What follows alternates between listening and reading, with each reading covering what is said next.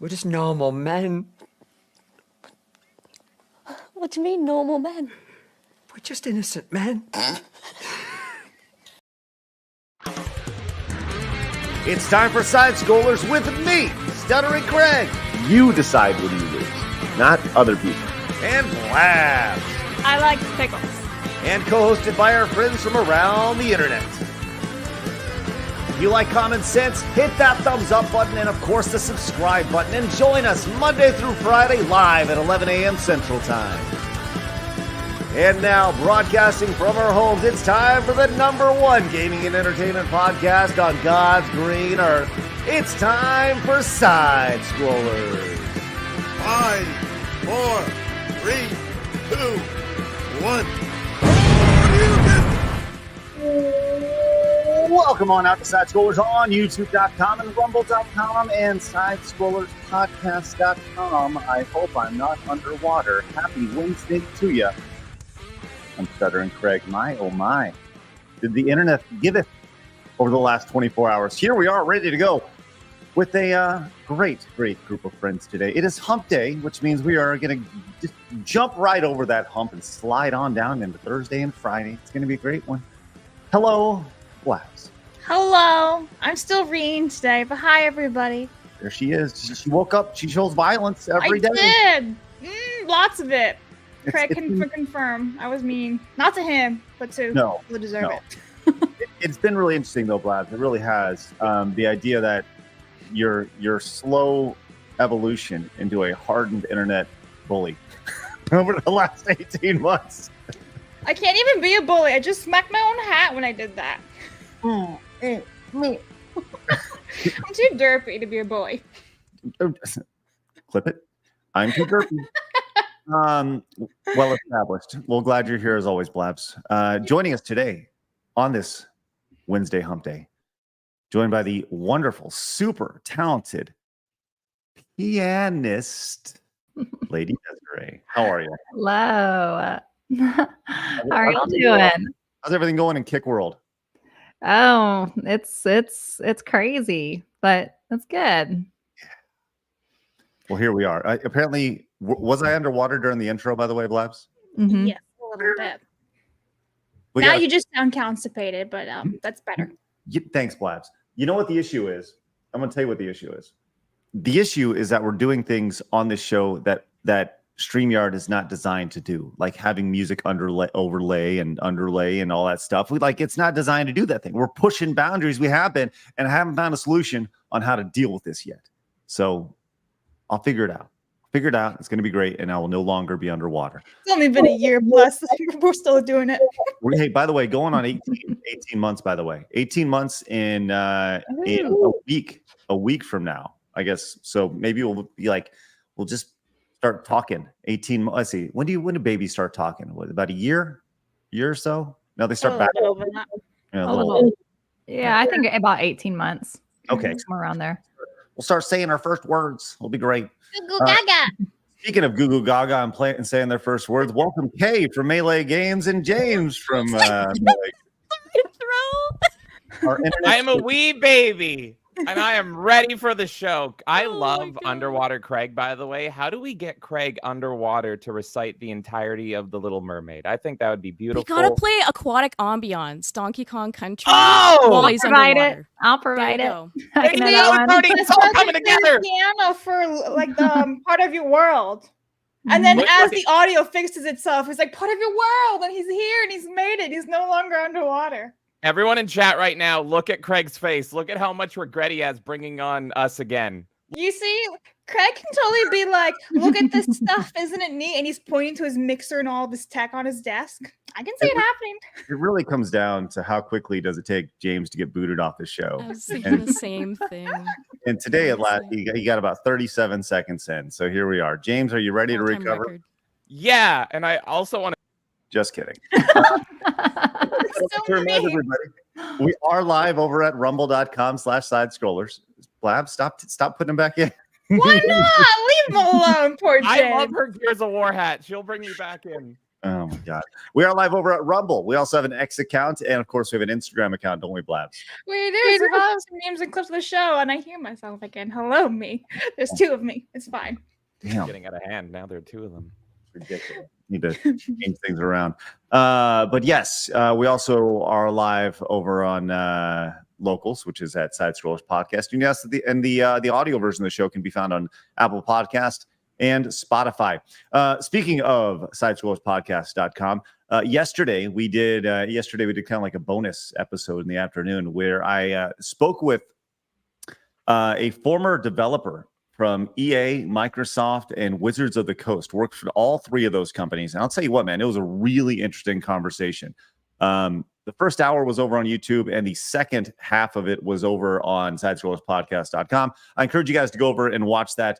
There were a lot of tasty little nuggets in there, and it was a really good conversation. So you can find it exclusively over there. Once again, it's free to make an account. Head over there and make an account. And if you want to support, you can. If not, totally cool. But we do intend on doing more stuff exclusively over on Locals and building off of YouTube and Rumble and everywhere else. Because at the end of the day, we've seen it over and over again. YouTube has and will continue to demonetize our content and limit its reach. So we're going to continue to do that. I think that's the smart thing to do. While still doing what we do as best we can for as long as we possibly can do it over here on the YouTubes and Rumble and everywhere else. But if it is your first time tuning in over here on YouTube, do us a favor and hit the subscribe button. Join the 90,800 just normal men looking for common sense in the video game and entertainment space. Let's do our best to get to 1,000 likes and 25 memberships. Speaking of normal men, though, Blabs, I just want to point this out, ladies and gentlemen, right now. You can pick up this brand new Normal Man t-shirt right now available. Link is in the description. Check it out. On the shoulder, you got your Side Scrollers logo so everybody can see it. Just normal men. So go pick it up right now. Like many people, huge people, many people, all the people. That's my Trump impersonation. Have picked up the Normal Man impersonation, my Normal Man t-shirt and my impersonation. With that said, glad everybody's here. It's going to be a good one today. I'm very excited. James, are you excited to be here? I'm beyond excited. I couldn't get more excited. I'm ready to get kicked again. I'm ready to recite musicals again with you. I'm ready to play Gears of War with Blabs. It's going to be wonderful. Lady Desiree makes us all look terrible because she's so wonderful. I'm ready. Listen, I've got a pretty nerdy, dorky, silly, crazy side too. I need a little more time, the Side Scrollers family, before I let it out. I don't want to scare y'all off. But I'm Let getting loose, there. girl. It's been about a year. No, So, you know, how long do you really need, Des? You were on like show 2. I need You're a an little OG. time to get warmed up, okay? She needs about 20 But trust me, it's in there. All right, that's good.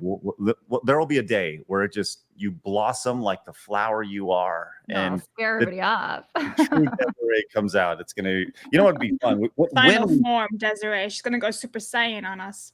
when we do a Side Scrollers event and Desiree shows up. The first thing that we need to do is get her about 3 drinks, and then she's gonna be like, Mimosas! One Mimosas drink. on Craig! One drink. I'm a total lightweight. What 3 happens on drinks, 2? I'd be, like, What happens on passed drink out. 2? She probably falls asleep. I'm with you. For being 6'4", 225 pounds, I am an absolute lightweight. I don't drink enough. I've actually been very much considering just like not drinking again. I'm like kind of over that, you know, but I don't know. It's that hard was- when you that get was me. older. It's like, do I want to have a headache the next day? Is this really worth it? Right. That's just it. You know, like Yeah. is it really worth it? Is like, you know, the buzz you feel like really worth it? Because the next day you got to drink a lot of water and you got a headache and you ruin another day from, you know, it's like, you know, I'm way The too secret proud. is you just I know. keep drinking. Then you become the liquor. You just become Yeah. one with it. So it's just nonstop alcoholism. It's a great way to success, everybody. Yeah, sounds awesome. It is. All right, thanks for that. Hey, one time at Bandcamp came in with the $2 Canadian money, says, how bad will Blaz mess up today in gaming history? Well, we're gonna find out in just a minute. Well, I mean, I actually already messed up and then I fixed it before we went live, so. Oh, I good. might bully you some, Blabs. I'm sorry in advance. It might happen. Oh, It's it's okay. fine. I expect to be bullied every time I live stream. It's kind of part of the contract. Once again, there is no contract. There totally is. just want to point that out. There is no contract. Why are you lying to the chat, Craig? There's no I contract. imagine is the contract like a ladder match, like a Is money the in the contract bank in the match? room with us right now? Yes. Where did the contract touch you, Blabs? Like, come on. What do we like? You contracted it, man. Clemson came in with the $4.99. Says Mazda equals is greater than Craig's audio. Just relax with that. Clemson. Just relax. Wildo T. Baggins came in with a 5. Says you need to get Upper Echelon on for his work on Mr. Queef. Oh, and hi, Blabs. I agree. I would love to have Upper Echelon on. We're going to be talking about his video here a little bit later. He did some really great digging along with some other folks. He's doing some really good work. Magnum came in with a 10. Says, I'm surprised at how I love the chaos. I'm writing songs to it. Lol. Hey, way to go. Super magician. That's right. Musician. And Commodore fan came in and says, have you guys tried OBS, Open Broadcast System? Yes, we have. And we're always looking at other options to improve the show, but even that, like, it's good. It's not great. I need some pro level shit. Crazy TK says, yay, my favorite Canadian peoples, chaos. Thanks, Crazy. We bring the Leaf energy. How's it going? Crazy T. Mo came in and says, oatmeal raisin cookies rule. So does Melee Game. I No, love no, oatmeal raisin cookies. They're terrible. I don't even know how this got such a big debate. I made a poll about oatmeal raisin cookies. I think they're terrible. They're like amazing. the worst thing ever. The poll ended up being so close, and I think by like a fraction, it ended up being that it was oatmeal like raisin one. 50-50 to like 0.2 or something. Yeah, that, 819 votes. You guys don't like oatmeal raisin cookies? No, they're disgusting. I'm a centrist when it comes to them. I can eat them, but I'd rather You're consume either other with ones. us or against us, James. Listen, What is Melee this? Games is That's divided. I will eat them. Craig, what's But your I don't take on love oatmeal them. Cookies? I'm sorry. What's that, Blabs? What's your take on oatmeal cookies? Oatmeal raisin cookies, raisin. Blabs. Okay, this Whatever, is they're very always different. going to have raisins. Oatmeal's okay. Raisins is what makes them so bad. Exactly. Yeah. What's wrong with you people? They're so yummy. I'd honestly rather them than a shitty ass Oreo cookie, you know? Sometimes I'm just saying. I hate both. Don't care. What do you mean you don't? Let's go. Y'all are eating dried grapes on your cookies. Like, I'm just think bringing about that. I'm bringing this back together. I'm We going to can have talk- some wine with it too. We can talk cookies another time because it's talking about having wine. That's all I'm hearing is whining right now. Cookies. You must consume the cookie, Craig. We can worry about Part of the cookies contract. a little closer to Christmas. Okay, a little closer. Okay, Dad. Yes. He's doing the Cryptic shit. men. Craig knows how many men wish death upon him. Blood in his eye, dog, and he can't see. Hey, thanks, appreciate that. Many men. Thanks, Cryptic. Magnum came in with the 20. Says Crowder's what? Completely removed from YouTube? Really? No, because I'm looking right at it. I don't understand. Maybe That doesn't like algorithm type removed. Maybe, but like streamed 13 days ago, Oh my god, 3 I look weeks like ago. So Hitman unless 47 something's now. I happened in the look so last 13 days that like he can't stream or something, I don't follow him. I don't know, but I know they removed his monetization. cool. maybe Yeah. that's what he means. Completely Yeah. remove monetization, but like he's here, guys. Yeah. He also has a big fat contract with Rumble. They're paying Mm-hmm. him lots and lots of money. So Ah. thanks, Magnum. Appreciate that. AXS Prime says vitamin B12 is your friend when it comes to drinking. So yes, so is water. Water is a big thing. Thanks, Prime. Appreciate that. And Crizinator came in and says, never like MrBeast. People who have squeaky clean images aren't always guilty, but it's not surprising when they are. Remember everyone, there is no war in Ba Sing Se. I don't even know what that means. But That's the thanks, Alex. Avatar Last Airbender reference. Okay. Super creepy. Is that Chinese or what? What language was that? It's the name of the city. It's Oh, kind okay. of it seems like it's sort of like a Asian kind of city, but y'all haven't seen Avatar Last Airbender? I don't watch the animes. I'm too None old of for y'all that. have seen it? I I'm haven't seen it, but And but I broke thought the I anime. was the least nerdy one here. Y'all need to see this show. It is like the best. Like highly recommend. Watch it with your family, Craig. I watched It's a Avatar The Last Airbender. Yeah, I watched the Netflix version of it. No. Don't do Don't that. you're Did talking you about do the live action. Tone? No. No, watch. You need to watch the animated. Trust me, you will love it. It's so good. Highly recommend. Legend of Korra is terrible though, right? That's Legend. No, don't watch Legend of Korra. But Ba Sing Se is so applicable to like modern day. It's creepy. You've got to watch it. I'm really disappointed in you. First Lord of the Rings, now this. Okay, this is my new. This is my new project. I don't watch anime. I don't know what this is. You just said she's disappointed in us. Her mom tone just came out. You know how she was all like, I have to watch it now. I'm not gonna go crazy on side scrolls. I'm not there yet. I think we're there. Look at that. You made him from his own show. He left his own show. He's going to watch Avatar. It's just something right now. It's fine. Craig, it's not the Avatar where they have sex with their hair. It's a different one. Listen, I'm currently watching anime, and it's got a little bit of Wincest in it, and I'm not very happy with it because it started out really wholesome, and then Wincest. Wait. Now I'm interested. Hashtag Wincest. Avatar is very family friendly. It's not weird, and yes, now technically it's not anime because it was made in America, but it's kind of like anime. I don't know. Charles Ray says the other day you were talking about ice level music. Metroid Prime's Fin Draw Na Drifts is fantastic. Yes. Anything right there. That's good stuff. Thank you very much. I had a fun conversation about that. And Tech Support Gaming says reject oatmeal cookies, embrace lemon cream. I am a fan of the lemon cookie. Lemon cookie is a great one for sure. Suna Soul Silver says there's no such thing as live action movie / Netflix Avatar series. Y'all are crazy. Avatar: The Last Airbender, isn't there? I thought there was a live action one, wasn't there? There is. No, it's not real. None of it's real. We're just being pretend it doesn't exist, I guess. Okay. I just want to point out I'm not pro Wincest or incest, guys. I'm just saying that it was in the show that I started watching. It was wholesome, and then it kind of took a turn. I'm like, I don't like this anymore. And what this was in Avatar? Or what show was this? The Russian chick. I forget her name. Russian She hides her feelings in Russian. I don't remember. All right. Now he wants to watch the show. Look at this. What have you done? I'll hit you up later. I always forget the title. It's like 20 characters plus long. It's a lot. Okay. Nezanik came in with 2. Says Blabs never read my direct donation from last Thursday, and I'm very sad. Unsubscribing now. Sorry, she didn't have access to the direct donation stuff, which is why I will read it right now from Thursday. He says I'm a bit behind, but I don't want to skip forward. But Savvy's got a point about American voice acting. Savvy's not here. Not only that, but the American animation industry is also sad. It's mainly slideshow animations like Invincible or anything DC does. There you go. Thanks.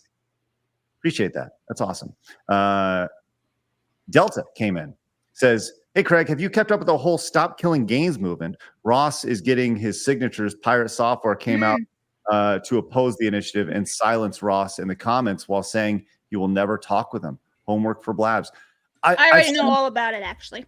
Yeah, I have not followed this. I've seen it pop up, but I don't. Give me the quick TLDR of it, Blabs. Okay, so we talked about this on Thursday with Extra Zero. Accursed Farms wants to come out with a giant proposition in a bill that you need to have over 1 million signatures from the United European Union, so not the US, Europe only, and you have to have a threshold per country to sign it. So 1 million signatures overall, plus different countries, which will never happen. And Pirate Guy went and lost his batshit mind, started insulting him just for having an idea. And it's completely overblown. It's ridiculous. He needs to take a chill pill and relax. What does that have to do with Stop Killing Games? I don't understand. Because Accursed Farms wants a government override to basically protect video games. But that's the problem, is having more government control. So this is where the whole issue comes in of government control. Because he wants to take this to the government and have a law for the European Union, so protecting consumers' rights for buying games and actually allowing games to exist, even after the licenses or whatever expire. Okay, and the Pirate Software guy went batshit insane over it. Okay, well, thanks for the TLDR on that. I'm sure it's a rabbit hole. I'm sure it is, as is the internet. Nezanik came in and says, I despise Raisin Cookies because they always fool me in hopes and raise my hopes because I think they're chocolate chips. Exactly. This is my number one argument. You go into a box. It's a pleasant surprise. No, it's not. You want chocolate chip. Let's be real. Are you really saying that oatmeal raisin cookies are better than chocolate chip cookies? Than most of them in America, yes. Oh my God. They're all crap. I thought I was going to bully you on games. I'm already bullying. I'm so sorry, Blabs. Bully early and often. I will die on the hill that I love oatmeal raisin cookies. They are trickster cookies. If you reach You're just in and blind. you grab Try that, seeing oh a my prescription for a doctor, you know? Get that eyesight fixed so you can see it. They're raisins. I will consume both. We can come together. I will be the Stop being a cookie fence sitter on this. I love all cookies except for Oreos. All right. I'm glad we can talk about the really important stuff I today. will make a poll chat since they're asking for Yeah, it. please. Yeah, fire away with the poll. The Gengar behind James tipped $20. Says, "My God, oatmeal raisin cookies are so effing good. I love it when James puts them in my nature's pocket to hide them from Kay. I always sneak a little taste before putting them back. Don't make it awkward. Stop that." Wiley came in with the $20 super chat. Says, "The Chinese animation is where it's at these days. Check out Fog Hill of the 5 elements. Nothing but hands thrown. Let's go." Thank you so much, Wiley. Appreciate that. It's wonderful. And Magnum came in with the 10. Says, "Cyberpunk's Edge Runners is amazing, but Craig is technically detarded for not growing up with Lord of the Rings.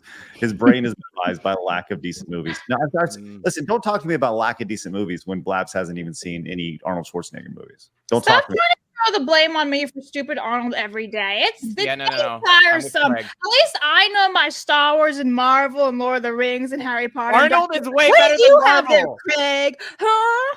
I know Arnold all my- Schwarzenegger is my daddy. He raised me, and I highly recommend him. For all I know, my mom is like a maid. So was your mom the hoe that Arnold slept with and cheated It was on with? the maid. It was the maid. It wasn't even It was a the hoe. maid all along. Yes. Screw your freedom as I go and fuck this other woman.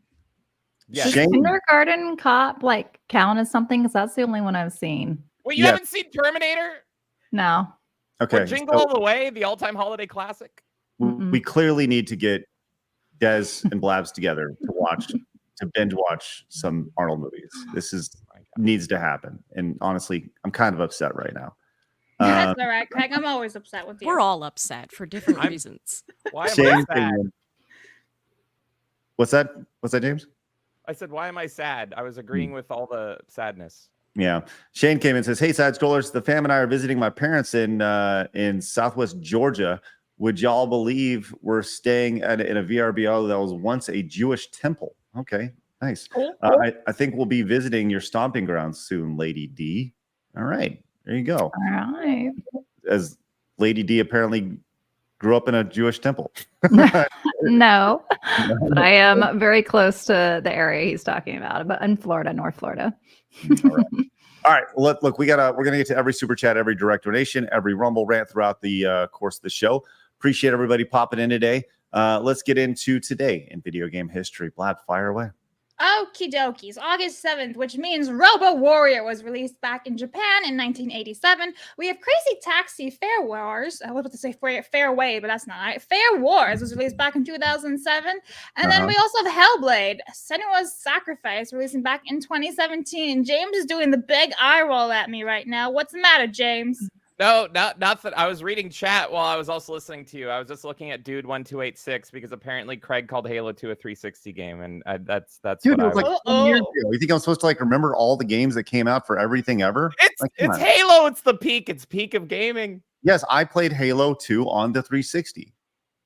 Oh, he did the backwards compatible. So for you, it was a 360 game. Yeah, because you played it on the 360. So technically speaking, he's not wrong, only from a certain point of view. Yeah, suck it, internet. From what you told me, it's true from a certain point of view. Oh, Right. nice.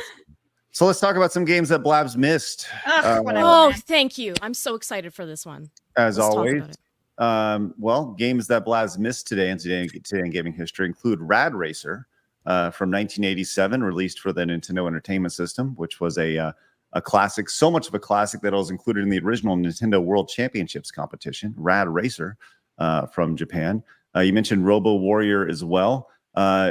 Kate, did you have a game in particular that you'd like to point out that was released today? Or I have several Blabs. Let's Please. start with, and I didn't tell James in advance. I said I have some games that you're going to react to. He doesn't know yet. Okay. Brothers came out. Brothers.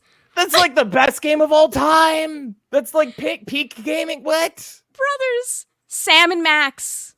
Which Salmon one? hacks. Which salmon I hack? think it was like episode 1 or something. It was like a few Oh, it's one of the Telltale ones. Okay. Yeah, and then do you guys remember the classic Lawbreakers? Lawbreaker came out today as I well. had to mention that because it's funny because I always think of Cliffy B. We all know Cliffy B. Do you guys remember that shirt that he was famous for? Do we remember the shirt? You don't know this, but I was on a plane last week, and Cliffy B was on the plane with me with his wife. Yeah, he sat in first class. I did not. Oh my god! But did he wear the cuck So shirt? funny. That's what I was referencing. I have a photo of. I'm gonna send you guys this. Shirt. Look, let me just say It's this. necessary. Now, Des, do you know who Cliffy B is? Have you ever heard of this name? Actually. Okay. Cliff Blazinski. He's like one of the main dudes behind. He's like, when you think video game bro, that this is kind of like the dude. He was the mid 2000s version of like video game bro, and he came up with he was like the lead designer on Gears of War back in the day. You know, he has that kind of like look to him, and he's like super mega rich, right? Because he is behind Gears of War. He's done some other stuff. I'll tell you this right now. Now, I've seen this guy personally, right? And it is what it is, right? At a certain point, we all lose our hair, right? But I'll tell you this, he's doing his best to hide it. He was doing his best to hide it when I saw him the other day. And I said, no shame, whatever, do what you got to do. But he was certainly doing it. With that said, yeah, I was on a plane with Cliffy B within the last week. He really is the video game of iDubbbz for sure. He used to be so cool and so edgy and epic, and then you know what? You marry the wrong girl, and suddenly you're wearing a cuck shirt. So what's going on, big guy? Some other games that were released today in video game history, Blabs. Mystical Ninja for the Nintendo 64. That's a pretty big franchise. Alien Hominid was released, the browser version from Newgrounds in 2002, which, you know, that's pretty good stuff. Ease, that's pronounced, that's a Y-S. I've always thought that was weird that you pronounce it Ease. And Lost in Blue for the Wii. Those who have been following me for a long time understand that reference, Lost in Blue. So there you go. Some quick today in video game history. Great job today, Blabs. You did it. But you did pick some bangers, right? Like it wasn't like you had a lot of choices, but dear Lord, woman, Brothers is great. So good. Joseph Fares is a king. Oh, okay, nice. Don't forget about Lawbreakers there. 2017 call. They want their FPS arena shooter. Yeah, I'm doing a quick glance at see if there's anything else. Wolfenstein Young Blood was released. We don't talk about that. We don't. Okay. We don't And yeah, let's see. Yeah, there you go. I think that's a good place to stop. Can't wait till tomorrow. It's going to be good. Vexner came in, says real life googly eyes man invoked Craig's dad energy, and that don't make it weird. Stop that. That toy came to life. Stopped so fast. Also, Desiree is selectively nerd when it counts. The best kind of nerdy. That's right. That's right. You can't know all. Just saying. And Magnum came in and says, get to the chopper. That's right.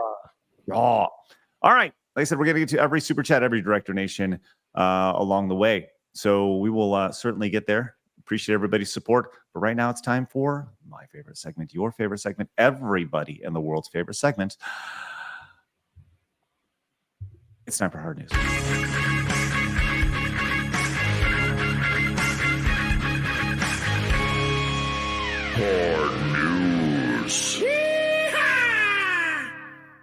All right, as we make our way into the news today, I always like to, we always try to start with something a little fun, little easy, as we kind of make our way up the slope as we get into the real hardcore stuff. Have you seen, we've talked about the Olympics pretty at length over the last, couple weeks or so, as it's been something that's been ongoing, whether it's been the controversy associated with it, and the beautiful thing about the Olympics, there's so much going on.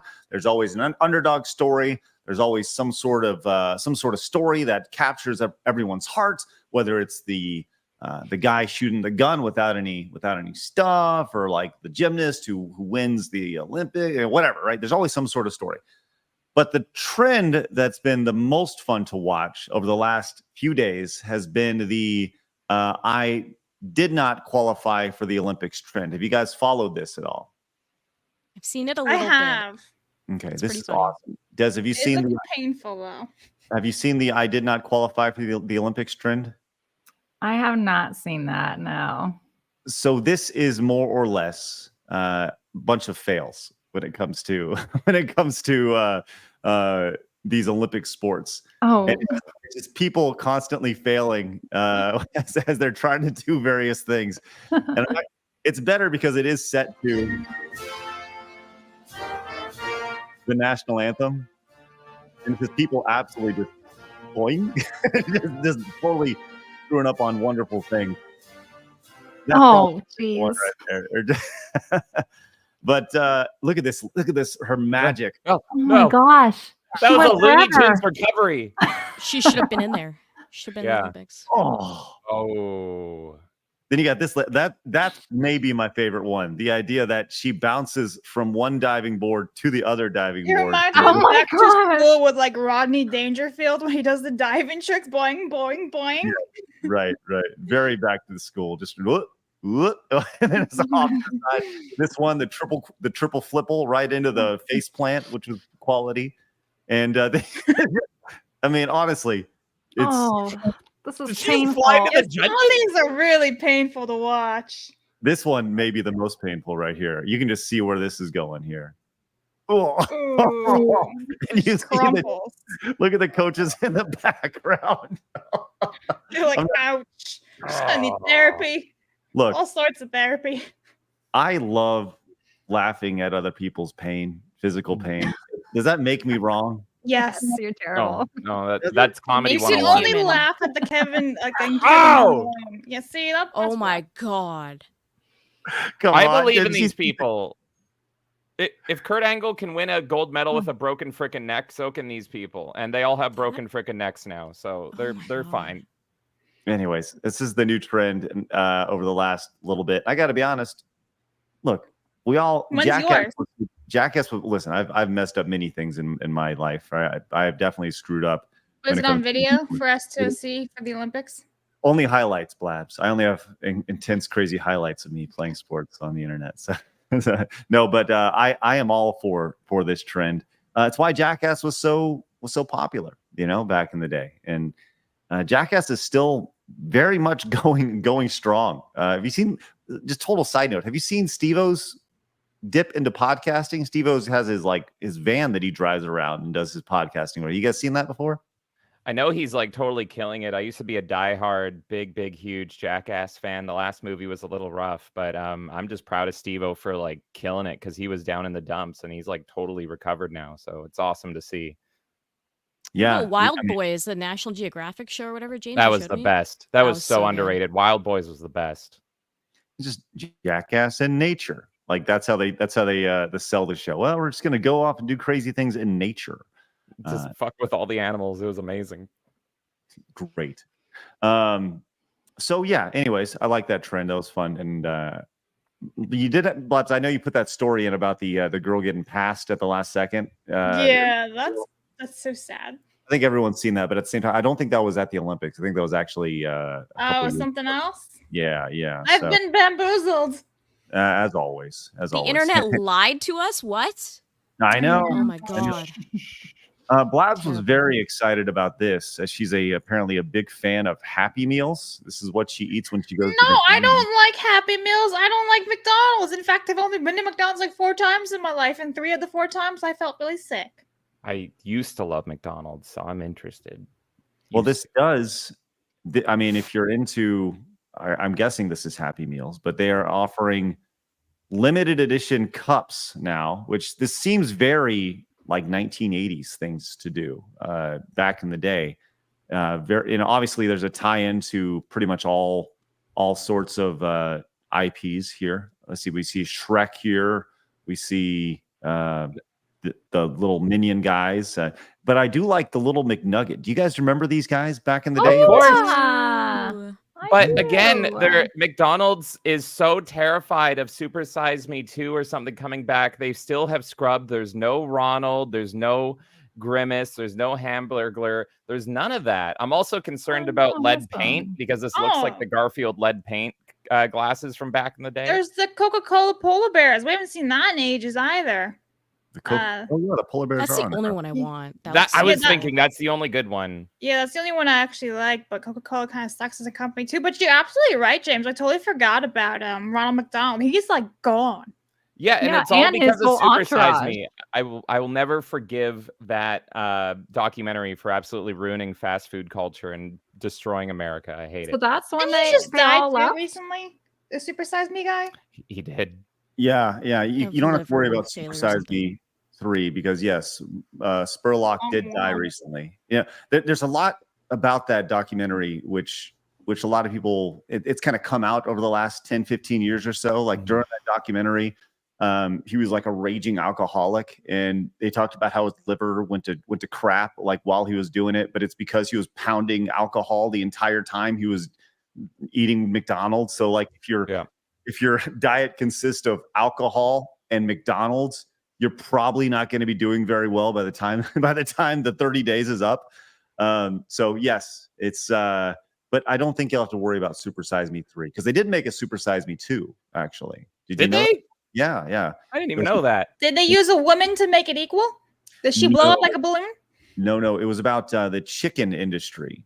It was about like making a chicken restaurant and how they treat chickens. It really didn't have to do with like eating food. It was about how food was manufactured. Oh, food processing. So they're going after the Colonel now, my hero. Oh my God. They did. But you know what? It was far less successful as the original one. For sure. So, all right, let's move on. We have Blabs was just beyond excited for this, and I think this just gives her an opportunity to speak in her Twitch voice because, or her not Twitch voice. Well, who's this? Who's this character? That's Stitch. Stitch voice. Yes. I because like Fall Guys. It's a funny game. apparently Stitch is coming to Fall Guys. So Blabs, would you like? Thank you. I love Fall Guys and I love Stitch. Whoa, that Yeah. was really good. What just happened? That was great. If I close my eyes and think of Meatwad, it's much more tolerable. Right. Oh my gosh. Does anybody have? We've seen Blabs' incredible ability to replicate the Stitch voice. Does anybody else have the ability to speak like any sort of animated character or celebrity? I used to sound like China until I still hit puberty, as in the wrestler China, the female wrestler. I used to be like, oh my God, everything. But then I hit puberty and it's all gone to shit. I'm like Barney Simpson. He used to be like a beautiful singer, and then your balls drop, and then it's all over. And you're I used to sound like China too, but we're not allowed to talk like that anymore because it's Oh. culturally insensitive, which is unfortunate. See, when I thought you said China, I thought you were talking about like the country, and I was like, that's a bit racist there, James. I can do both, but like Craig said, the show will be shut down, and nobody wants that. You should have heard James before he came in. He was over saying ching ching chong and I had my eyes taped. I was like, my This side is of how scotch James tape. will name There were his some bing future bongs in children. there. You and drop to be your clear, pencils down the stairs. I had To be Tic clear- Tacs on my front teeth. Yeah. that was not me. That was James before Yeah. the show. So for those of you who are like DSP did that, it was this guy down here, and certainly Yes. not me. All right. I will do everything you think is terrible on the internet times 10. Can you say that, James? China. We love China, but we have to get rid of China. It's absolutely China. terrible. Eddie Guerrero did China dirty, ladies and gentlemen. He should have, and Triple H did China dirty too. He should have stayed with her, not gone to Stephanie McMahon. Absolutely terrible decision, everyone. We hate to see it. But Macho Man got to Stephanie first. You know what I appreciate about your impersonation there, James, is that it's not really good, but you're committed to it. Yes, that's the secret. It's the Norm Macdonald secret The of you don't confidence. actually do a good impression, but if you're 110% committed, it comes out nice and strong and thick. Yeah. I mean, you really went after it, which was great, and I appreciate that. Good for you. Anything for you, Craig. I appreciate that. Way to commit. That's the most important thing, which is good. Something that I was not committed to was Sega World in Japan. Are you guys familiar with these older? Well, like, have you guys ever been to Japan first and foremost? I want to. I want to go to Disneyland in Japan during Halloween because apparently all the mascots give you candy and you can go and trick or treat again and pretend you're 5. I mean, So- they do that in like all the Disneys. Do they?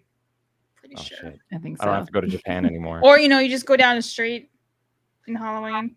I'm banned from that. It does I'm not. not happen here anymore. Yeah. Well, Don't let me it's do so that sad. anymore.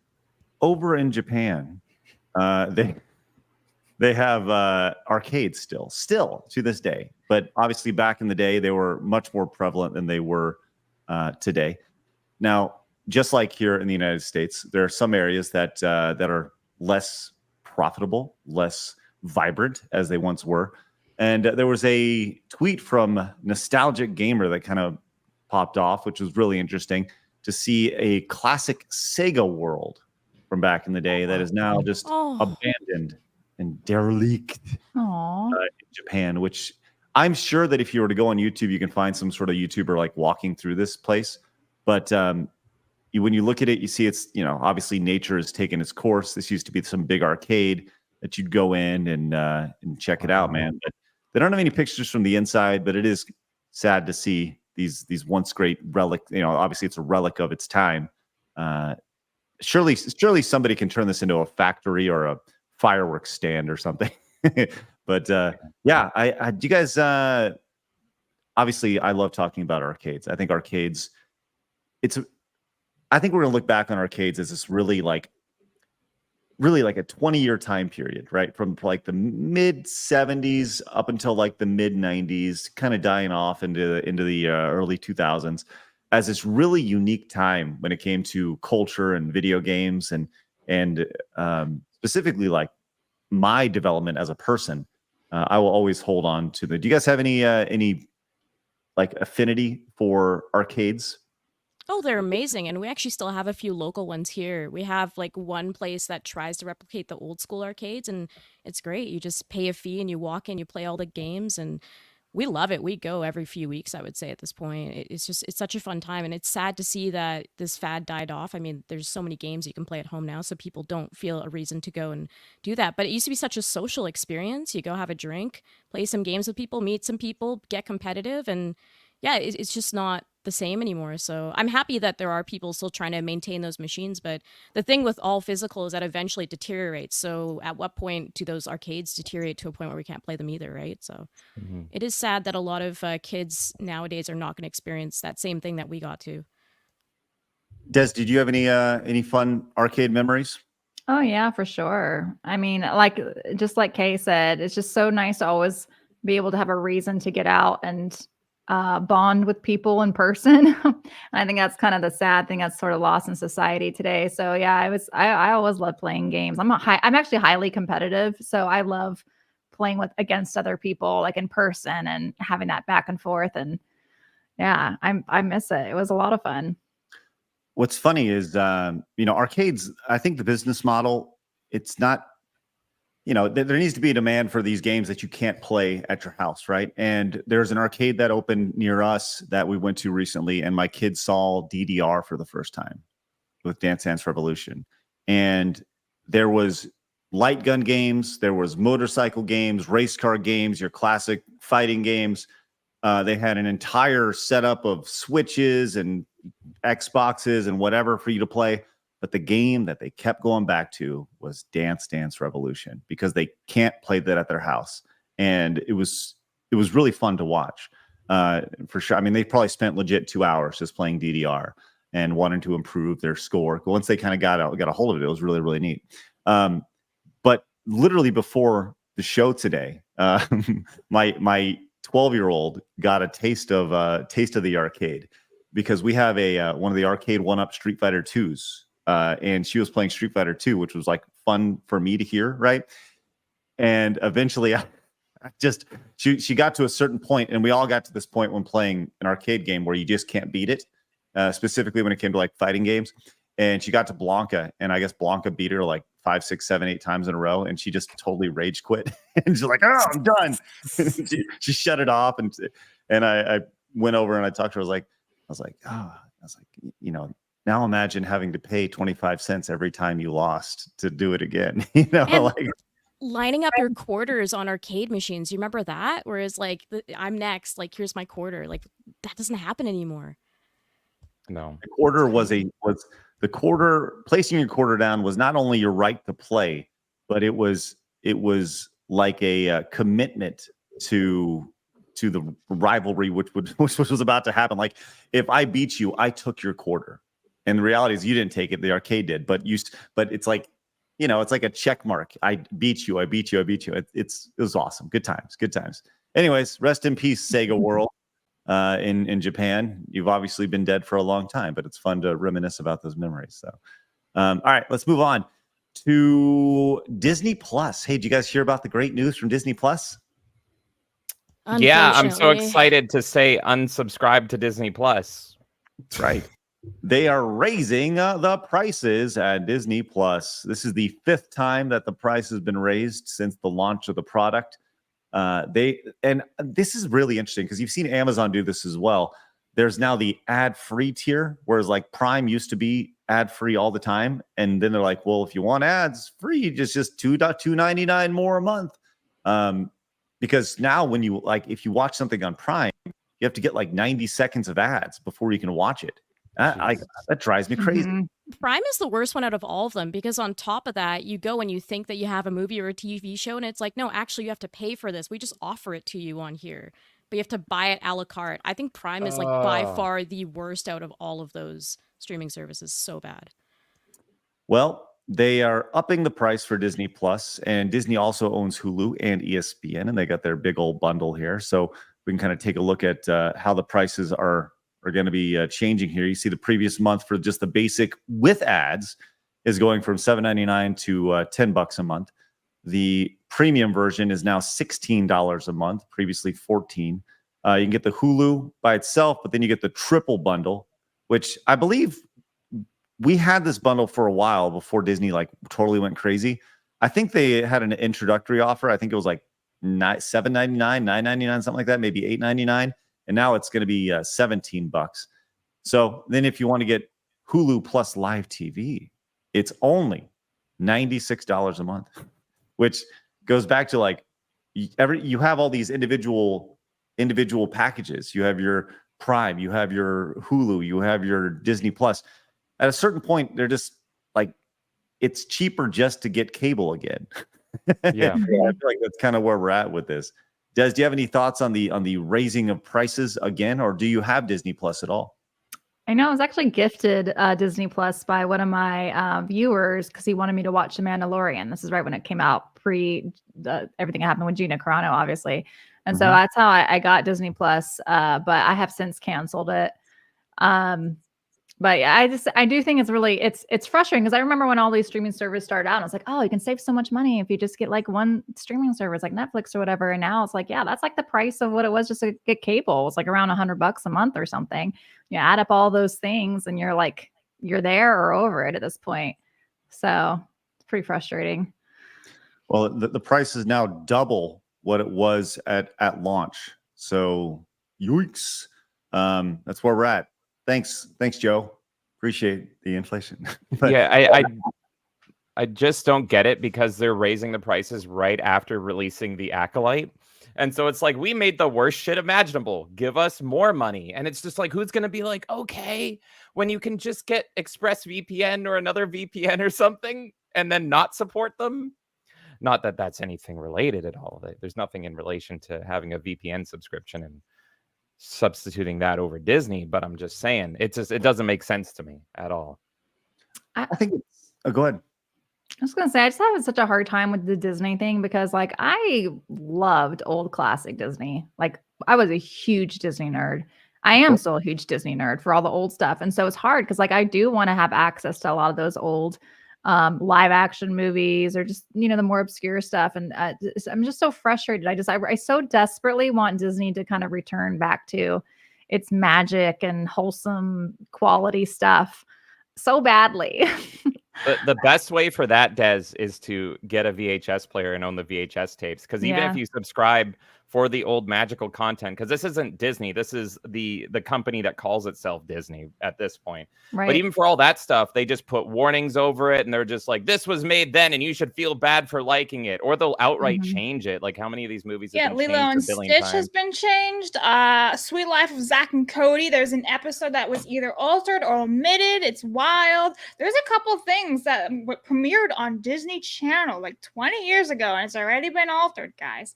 So I personally buy VHS and buy the DVDs because those will never be altered, and then you'll have them forever.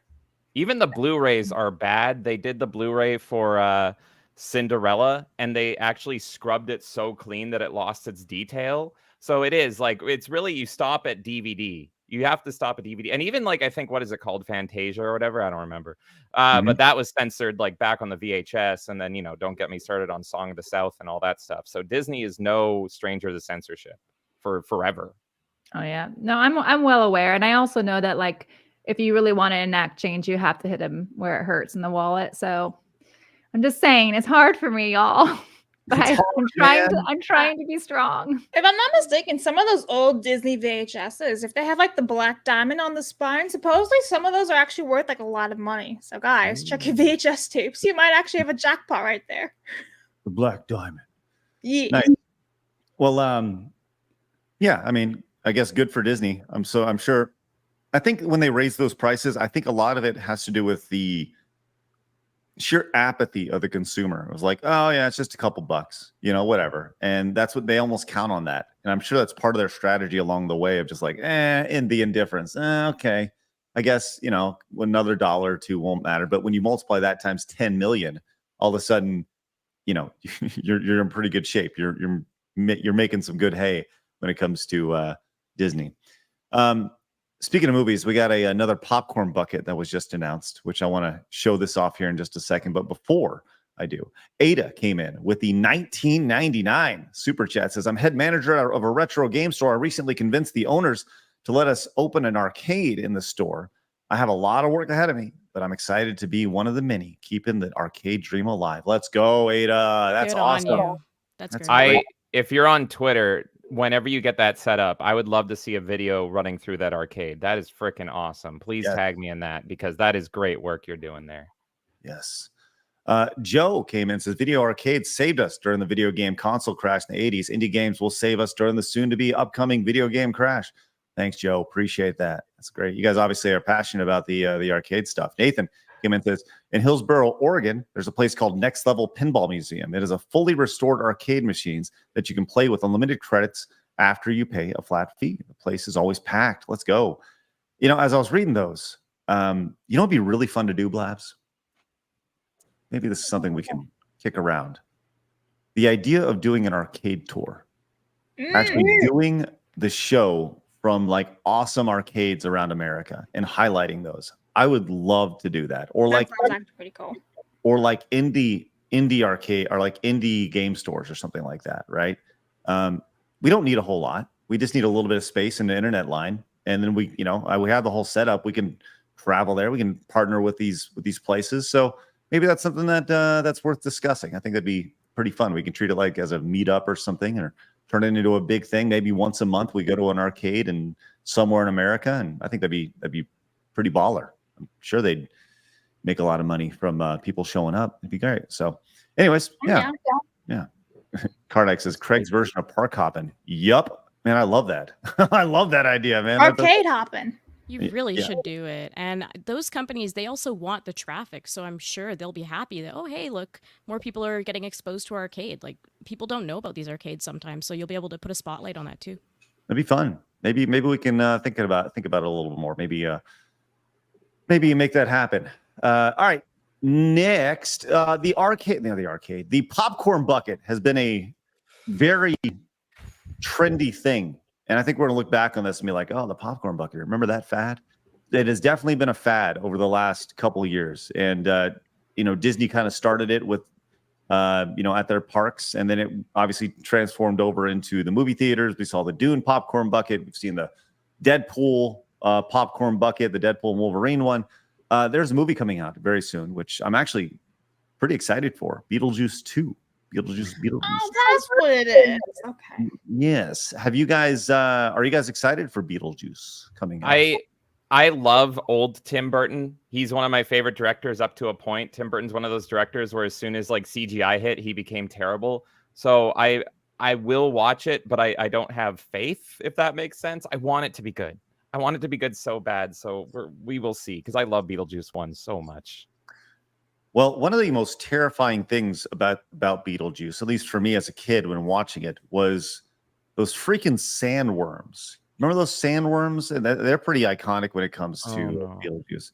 And they have now announced a sandworm popcorn bucket right here. I was staring at it on the small screen. I'm like, that is terrifying. Wait, why didn't they That's do what the it mouth? was. Because the Dune popcorn bucket is also the worm, right? And like the Beetlejuice worm is pretty much just inspired by Dune. So they could have made it look the same, and then you could have double teamed the Dune worm and the Beetlejuice worm, and then But just then gone to people would be town. like, "Oh, they copied the design and everything." But it's already a weird." copy. You might as well go all in. It's already the same Dune worm. It's the same Normies worm. wouldn't know that. And who cares what the normies think? Who cares? Really? Damn normies. So, any thoughts on that, Des? You got any thoughts on the sandworm popcorn bucket from I Beetlejuice? think it looks pretty cool. I listen. I actually wasn't allowed to watch Beetlejuice growing up, and I never watched. I've never seen it, which I know that's like a. one I've that I never need to seen watch. it. But Oh, I think God. it's kind of smart to market. I want people to get out to the theaters. I miss that. I want that to be a thing again. I think no one really goes to theaters anymore. Again, I like being social. I like having reasons to get out of the house and see people. So I think it's kind of fun. I think that's pretty smart to have some fun looking popcorn containers. Why not? I probably won't pay for it because I'm cheap, but Right. I think there's a lot, like, you need to have that carrot. People like just watching something on a big screen is not enough anymore. There needs to be an extra incentive to go to the theaters, especially when movie tickets $15. Like, by the time I bring my kids, I've spent $150 on popcorn and drinks. Like, you got popcorn that's $15. They want the like it's an event. It's not something that you can just do anymore. Like, oh, you want to go see a quick flick? No. Like, okay, this is going to cost, you might as well go on a little vacation for the next 2 hours because it costs $150 to go to the freaking movie theater. It did not used to cost that. It used I remember there was a theater close to us that was like $5 to go see a matinee.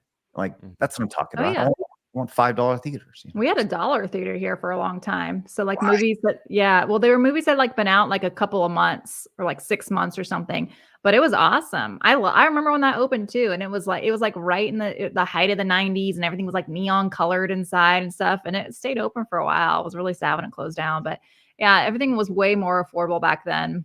But see, I am one of those horrible people that like smuggles in food in my purse. You're the problem, Des. You're the reason that popcorn is $37 for a large. My mom used to do that when we went to the movie theaters as a kid. She used to pop all the popcorn at home, put it in her bag or in her Gosh, purse, and I didn't do that. I'm like maybe like put a candy bar or something in there. That's even was just sodas. so I was too nervous expensive. because you could hear the sound when you open up the soda. So that was too much for me. But a candy bar I could do. Right. Des puts tater tots in her pocket. That's right. Poured ketchup in. Oh my God. I'm jealous that you're paying $15 a ticket. James and I went to see Deadpool in 2D, not even 3D, and we spent $60 just on tickets for the two of us. Dude, the Like, last time it's insane. the last time I went to the Leave movie Canada. And that was Oh my before we got gosh. food and drinks, and we're That like, was just what? the tickets. Yeah, theater. Wow, $60. I spent like $7 when I went to see a movie back in 2022, and that was the last time I went to the movie theater. $7.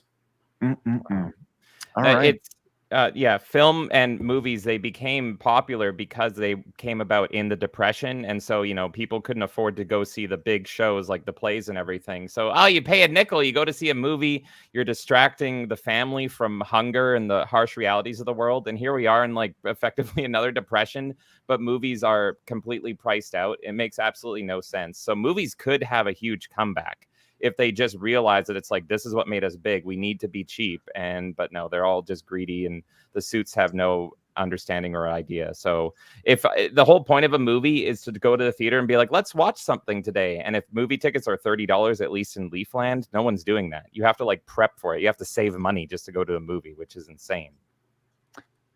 Yeah. I, for one, would love to go to the theaters more. But it's just too expensive. And you see like, they're breaking $1 billion. It's like, yeah, because people are buying a third as many seats are being sold, but they're 3 times the price. So that's how you get to $1 billion. Oh, excuse me. We made $1 billion. We sold 3 tickets. Yeah, That's right. It's ridiculous.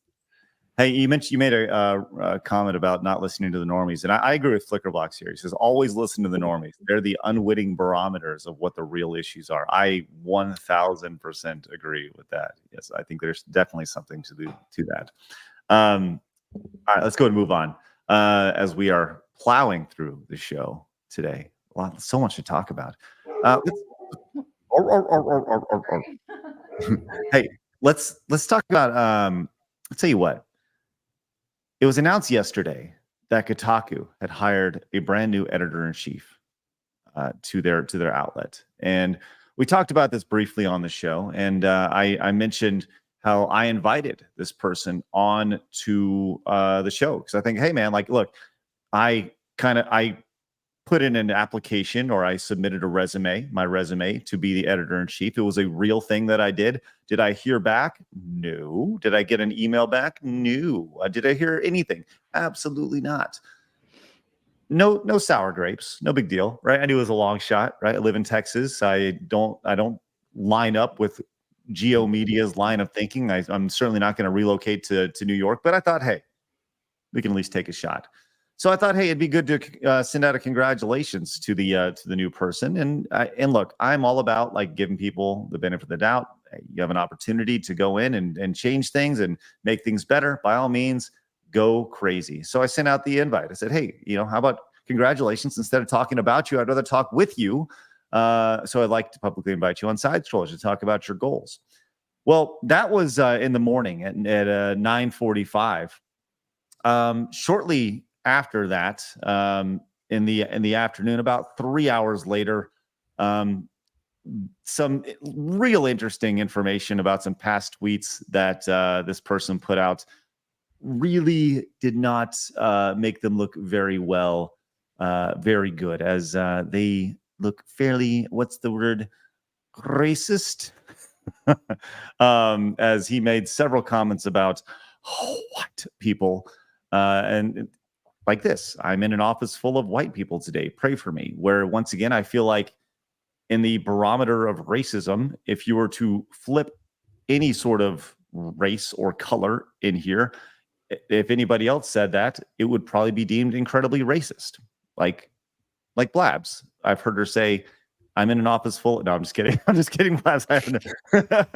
She couldn't tolerate my Asian, my Chinese impression because she thought I was really Chinese, and she's like, I gotta get him out of here.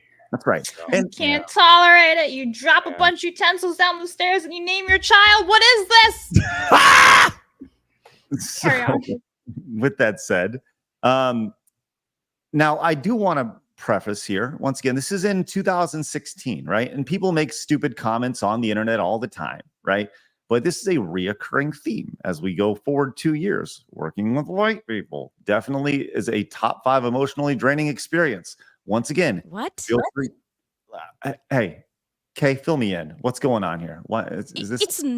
That doesn't make any sense. I would love to ask this. Send me that tweet. I will talk to him. What is exhausting? I'm not white. I'm not exhausted being in this conversation. Well, you should be. It makes no sense. As a No. white woman, it's in my place to tell you that you are wrong on how you feel, and you No, should be Blabs, exhausted. no! Okay, you need to get the white fatigue. All right, you need to join the minority ranks. Enough of this. We're The just bathing you in the fatigue? glorious whiteness here.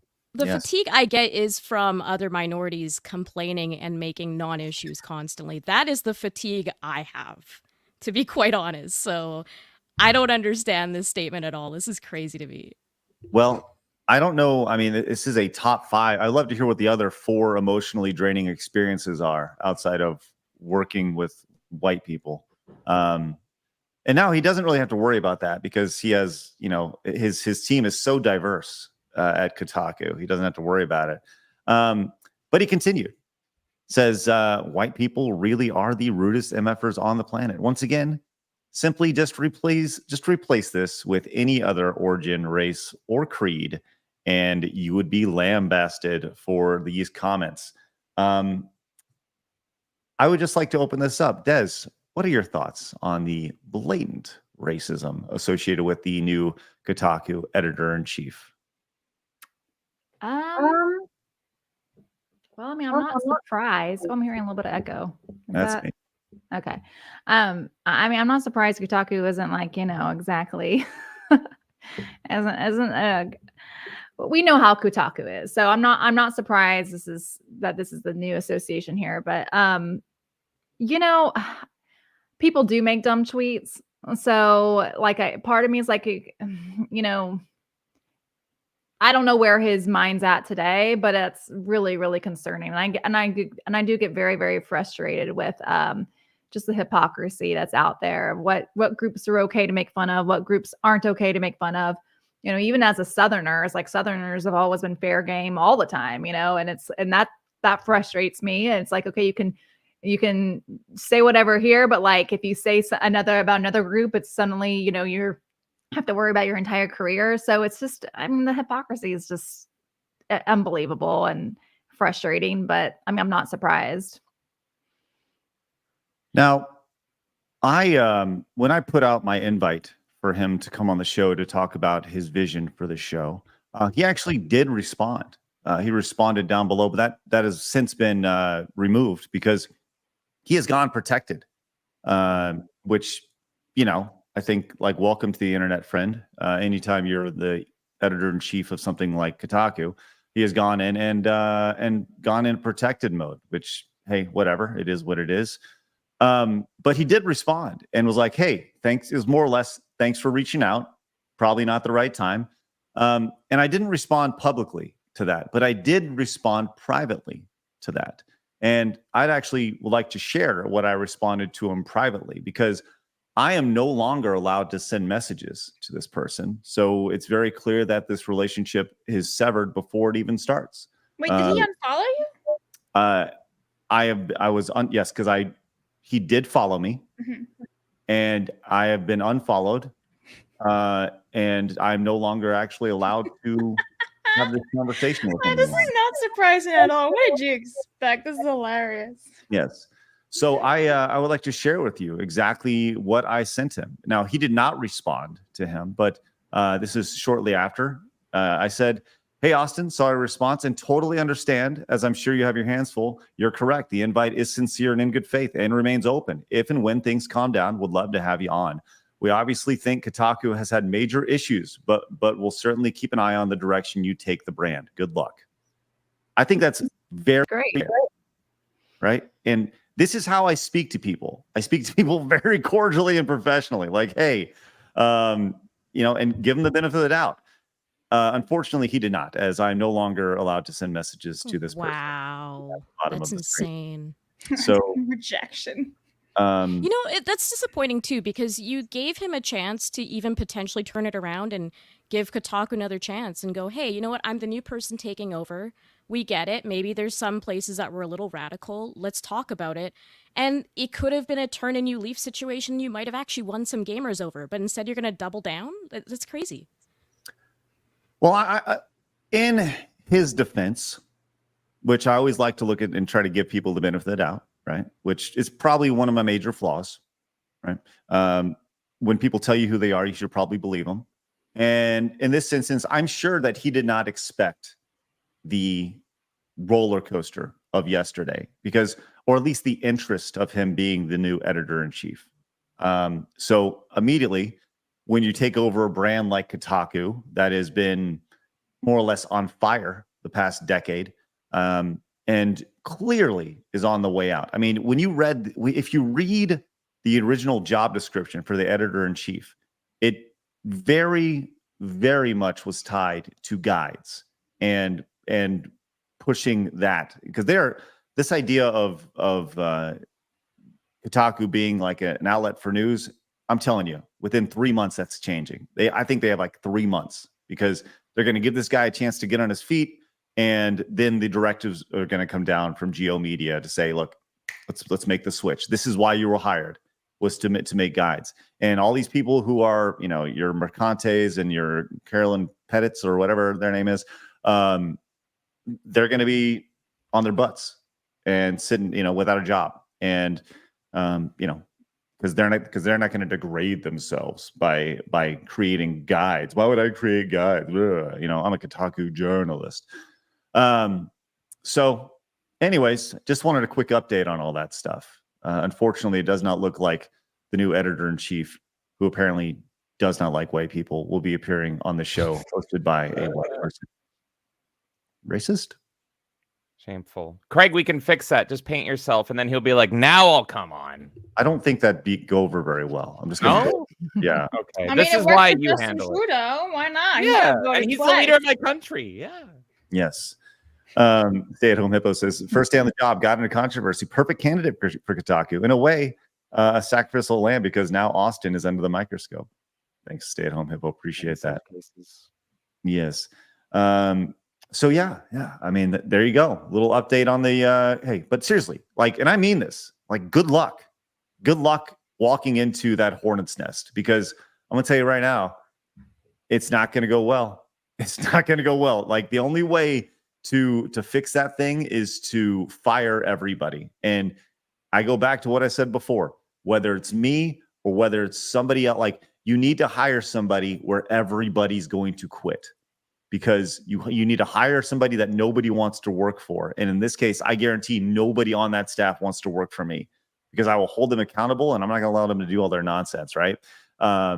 So you make them quit. Then you don't have to pay severance, which is great. And you actually save them money right off the bat, which is good. Des, you got anything on that before we move on? I'm just kind of thinking about how, like Bungie just let go a ton of employees, and I'd really be curious to know more about the people that were let go. I'm wondering if companies are starting to try and really clean house and get rid of the activists and the troublemakers, or just kind of what all that's about. I wish I knew more. I'm sure you've discussed it on your show with the layoffs, but I don't know. It's just like I feel like things are changing and companies are kind of waking up to stuff, but Kotaku clearly doesn't care at this point. I think it's just such a sinking ship. I don't know if there's any changing it. But like you said, like hiring someone like Elon Musk, coming over and taking over Twitter, you need somebody. Well, I mean, obviously no one's really Elon Musk, but you need someone that's really going to take a hard stand and just get rid of all the waste. The wasted jobs, but also just the people that are causing so much trouble. And I have talked to some of the people that are in other companies, not really in the video game industry, but like a friend of mine is like, we don't even, if people put pronouns on the resume, like they're not even considered at this point, because it's just almost kind of an indication, like, yeah, they're going to be problematic. So I feel like if that's kind of how other companies are going, like you'd think it's only a matter of time before it really hits entertainment, but I think it is going to hit us last, just because we've sort of been we've been like the area that's pushing a lot of this craziness. So I don't know. Well, I'll say this, and welcome to reality, because people are understanding that the whole idea of you need to use my pronouns is very narcissistic, right? It's extremely narcissistic, and you need to do this for me before I even start talking to you. You have the pleasure of talking to me, and you must respect my pronouns when I'm not around you, right? And this is how you will reference me. And yeah, like you're more trouble than you're worth.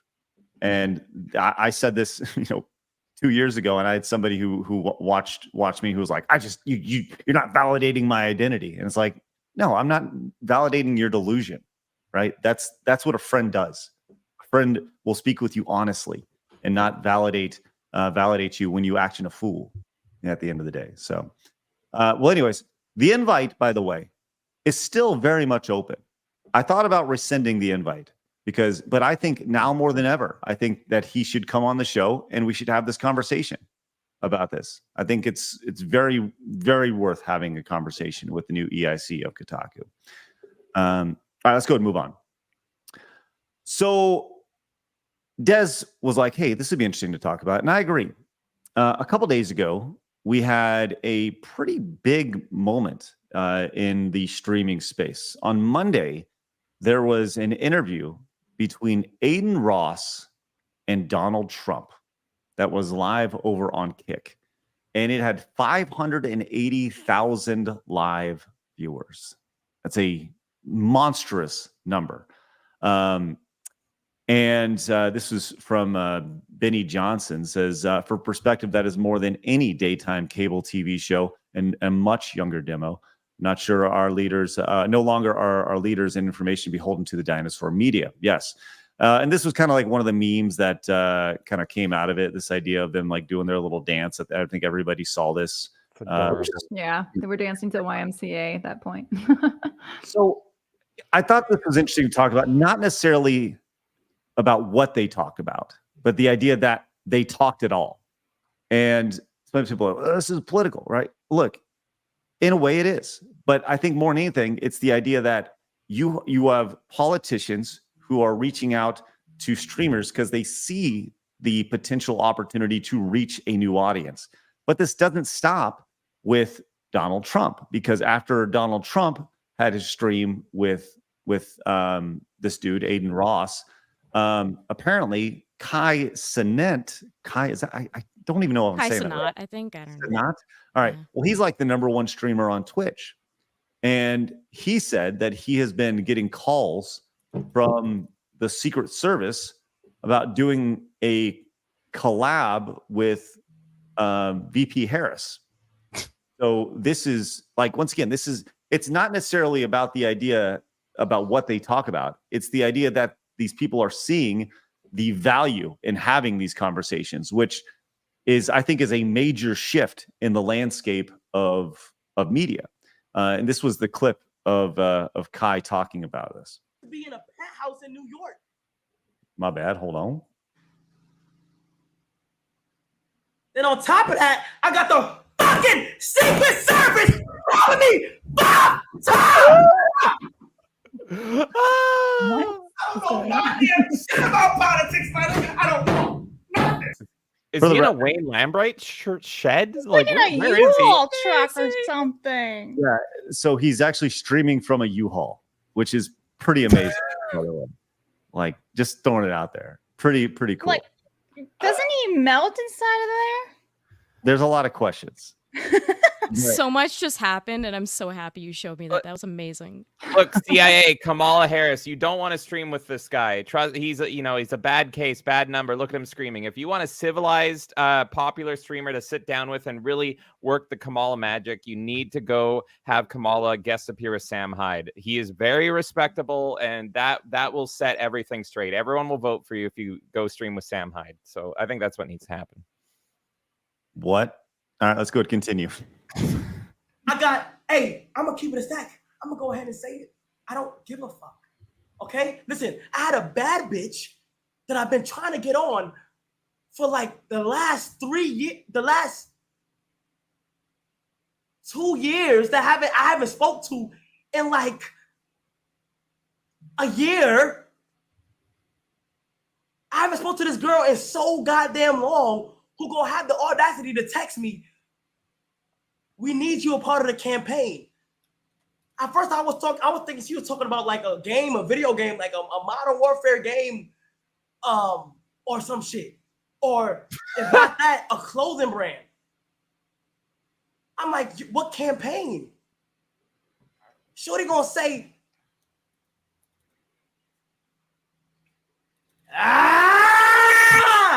we're not gonna get into details. Did he just right reboot? now. What's happening? Yeah, Blue screened. Yeah, like, is he okay? I think the idea was he was going to give a little details, then he thought better of himself, right?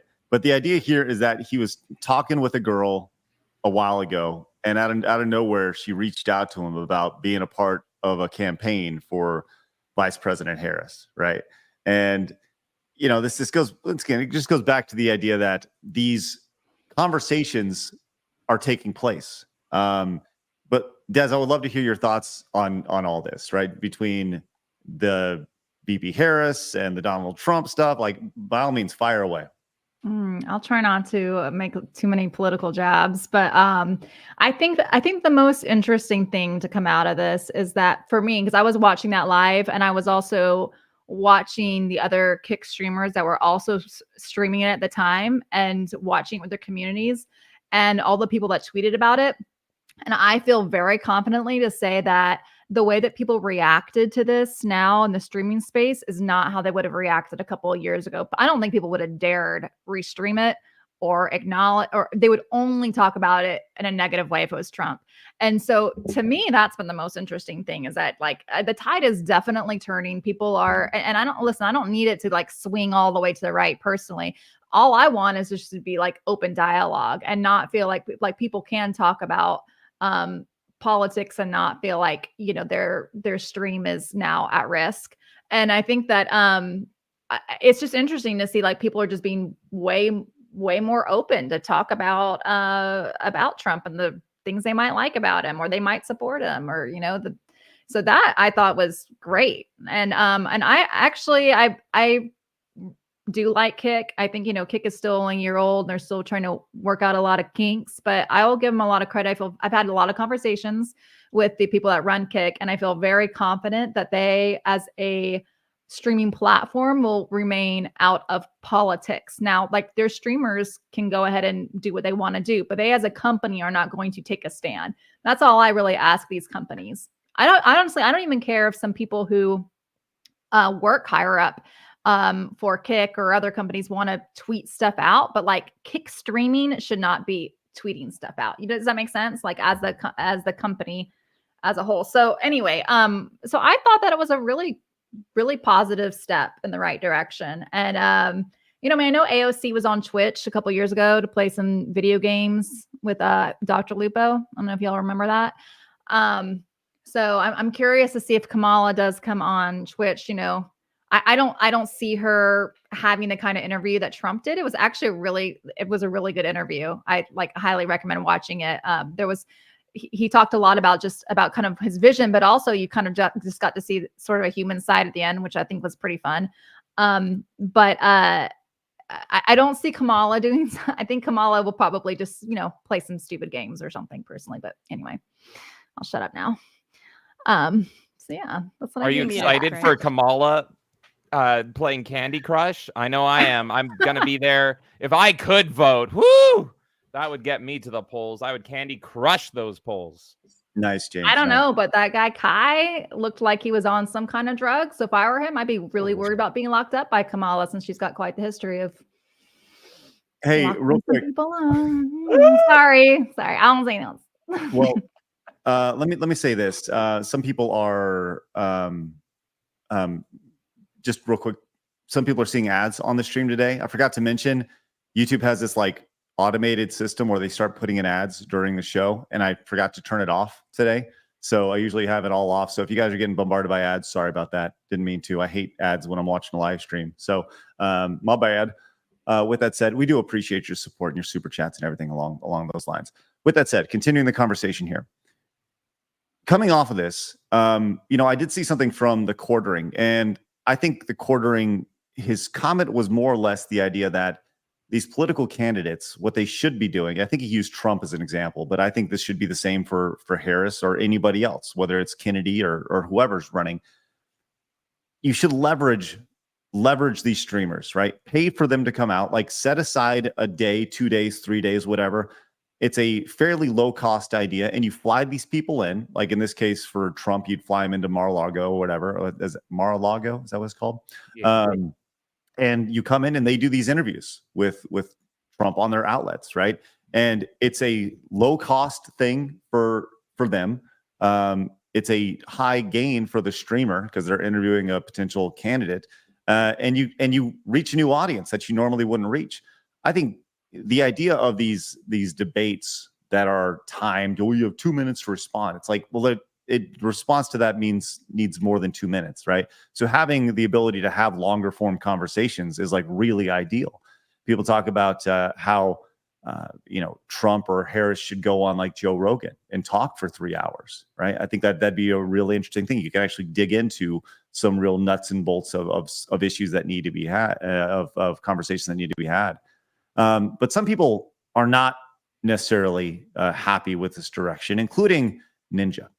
Ninja had a clip where he was talking about the Adin Ross Trump situation, and this was his take on that. Adin Ross, who like might be one of the most unhinged streamers. Now, this is not talking smack. He's one of the most unhinged streamers. I think he'd even admit this. Dude interviews Trump on a stream. Adin Ross is doing an interview with Trump on stream. Doing like whatever that little Trump dance move is, bro.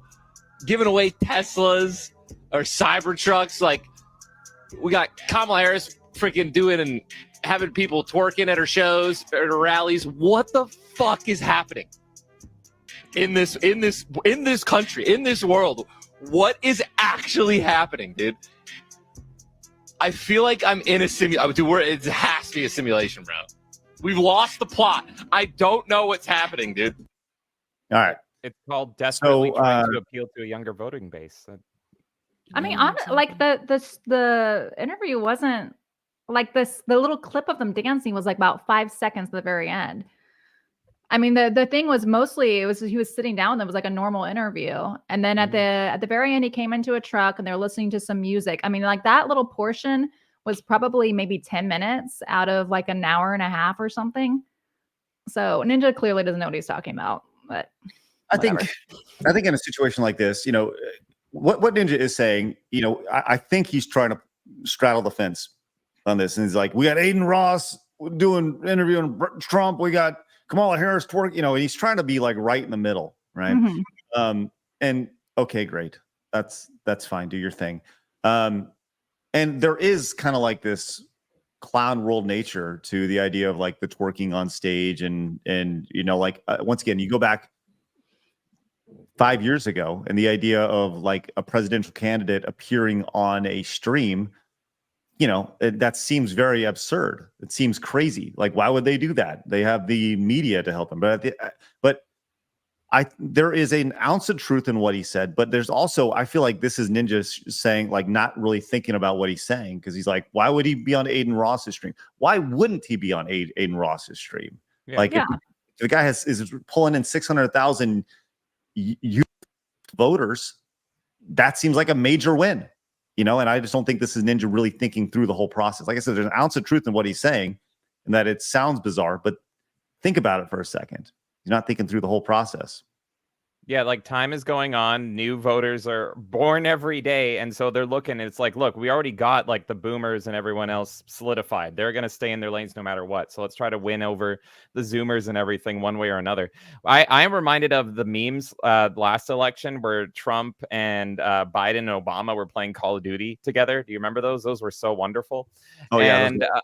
And we're closer to that being a reality than ever. Can you imagine a COD match between Kamala Harris and Trump? Like that would decide the election more than anything.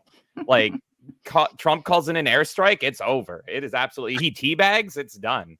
And I want it so bad. I disagree with Ninja. I want this. I want the cringe. Give me the cringe. I just don't see that happening. I just don't see that happen. In the Adin Ross interview, Adin says at one point, he's like, by the way, we're going to bring Kamala into the car here. And Trump doesn't even flinch. He's like, cool, let's chat.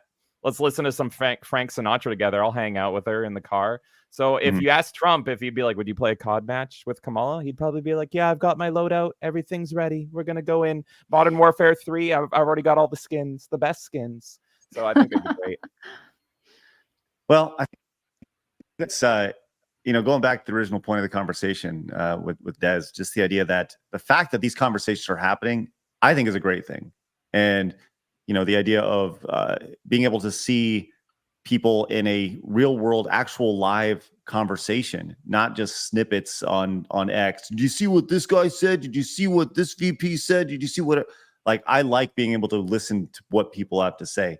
And I think there's a high chance that, we live in these bubbles, these algorithmic bubbles where you see only things from one perspective, or you only see this candidate looking like an idiot or vice versa.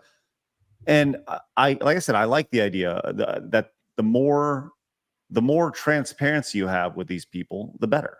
I think that's a great thing. So Des, any closing thoughts on that? Yeah, no, I mean, I just remember the first time I kind of felt the cold shoulder in the streaming space was literally because I said, hey, how about we not call, this was back in 2020, I guess. How about we not say that everyone who's voting for Trump is a racist? Because some of the big streamers were saying, you must be racist if you vote for Trump. I wasn't even voting for Trump, okay? But that bothered me. And I said that, and that was I thought that was just a pretty easy statement to make, and that's not really crazy, but I was wrong. And it's just it was just so crazy that like you just couldn't show any hint of being right of center a couple of years ago. And then I'm just noticed that's changed because I see those same streamers that were so quiet or even saying stuff that on the opposite of that are changing their tune. So I think that's a positive. I think that's a positive step. That's that alone. And yeah. I think you're right. Several years ago, you had people Greta Thunberging. How dare you? A lot of that. All right, let's go and move on. Fun conversation. Appreciate that. All right, let's go to our title lead today real quick, and we're going to kind of bounce through this bad boy. Appreciate you guys hanging with us. If you guys are just tuning in, first and foremost, thank you. Make sure you guys hit the thumbs up button. Would really appreciate that. If you're new, make sure you guys subscribe to the channel as we continue to grow. Just be a normal man and come continue to join us on a Monday through Friday basis, which is a great place to hang out and have a nice normal man conversation, which is good. This is not very normal man, as MrBeast is under scrutiny from not just one, not two, but three different areas of his business. We've talked about them at length on the show. We've talked about the whole Chris Tyson thing, which will not be discussed very briefly here. We've talked about the new Amazon show, the Beast games that are coming out, and the crazy insanity that's happening there. And now the new fun stuff is the response to his latest video, where they have been censoring comments. They are telling you that your eyes are fooling you with the like and dislike ratio. And there have been some serious allegations thrown out as far as the cover-up associated with MrBeast. And Upper Echelon, I think, is a really interesting creator on YouTube. They have done a really good job of kind of keeping the anonymity of their reporting at arm's length, where they can kind of report how they want and not have to worry about people recognizing them or anything along those lines. They had a new video that was posted last night called "MrBeast is Covering Up Everything," and I wanted to watch a quick snippet of this, about 2.5 minutes long, where it talks about the perception of what's happening and the reality of what's happening, specifically when it comes to videos being edited, comments being disabled, and so forth and so on. James and Kay, do y'all have any thoughts on this before we get into this whole MrBeast stuff? Man, this has been such a rabbit hole, and I was following it for so long, and then I'm like, okay, look, it's very clear that YouTube is sweeping for this guy at this point, at least from my point of view. I have not seen the video that you're mentioning, so I'm curious to see what my reaction would be to that, but they have a lot of incentive to sweep for MrBeast because he is the biggest creator for them. He has got them globally on the map, and they would lose big time by having this crumble. He is the biggest example of someone who's moved on beyond YouTube, who's been able to put products in stores. I went to Walmart the other day and found MrBeast figures, and I was like, what is this? What? Yeah, there's like those elastic figures or whatever, and like it's Stretch like, Armstrong. Yeah. Like he's just everywhere I walk around now. He's got the chocolate bars, a lot of people know about that. He's got the food, so like he has broke through everything. And of course there's this Amazon deal, which I know you guys have talked about at length on the show as well, but this was a big deal too, going from YouTube and going to an extra production value of Amazon. So they have a lot on the line if MrBeast crumbles, and this could set YouTube back a lot. So let's see what happens with this video you're going to show me, but I would not be surprised if they're sweeping. Des, have you been following this story at all? I have. Okay. Well, I'll be interested to hear your thoughts on this. So I fast forwarded to about 6.5 minutes into this video, where it talks specifically about the covering up of things that are happening. So let's go check this out, and you guys tell me when to stop when you guys want me to stop. 36-hour period of time with... Let me actually back up here just for a second. ...years and multiple separate channels. This right here is the 36-hour period of time where the comment section of that latest video was scraped repeatedly and archived. Green is the total number of comments posted. And by the way, he's speaking of the latest video that was released. So, and the pushback behind it. Red is the total number of comments allowed to remain on the video actively. Over that one single 36-hour period from August 4th to midway through August 5th, over 26,000 comments were deleted at a consistent rate, as well as in 2 very large major batches. In addition, we can infer a couple of things from this graph, such as the usage of automatic filters, which would explain why the rate of new comments very suddenly drops off a cliff, also corroborated by showcasing the number of comments containing certain keywords over time. Here's a complete list of the comments. By the way, I think it is worth talking about the clips that were the words that were hid, including scripted, facts, Jimmy knew, we know what you did, respond to the allegations, Jimmy, we know what you did, Jimmy, Wow. stop hiding, protect minors from Chris. Gotta hide that. Oh my God. Stop deleting comments and respond to the allegations. These are all things that they had hidden from the video. Complete list of the comments, by the way, where you can see things like this, showcasing that all at once for various keywords and phrases, dozens or even hundreds of comments will disappear in close proximity to each other. For example, comments simply containing the word script were suddenly mass deleted. Comments containing the word fake were mass deleted as well.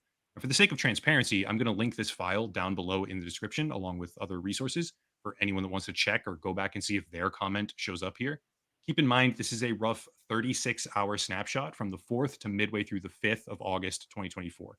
It's not the entire lifespan of the video. In reality, far more than these 26,000 comments have been deleted, much of it taking place before the data collection process began. This is just what Hoboon managed to directly capture. The real number of total deleted comments is much, much, much, much, much higher than 26,000. But even with just one portion of data, I'm supposed to believe that a video where the creators are mass deleting tens of thousands of comments only has 37,000 dislikes and has a lower dislike percentage than the rest of the channel's videos. This is so far outside the realm of actual possibility, it boggles the mind. However, that's only the beginning, because this effort is far larger than the comment section of just one individual video. All right, let's go stop right there, and we'll continue in just a second. The mass flagging of comments, the attempt to hide a certain narrative that they don't want seen. Des, your thoughts? Well, honestly, the first thought I have is, are there bots, I'm sure, that can mass comment on videos? Oh, 100%.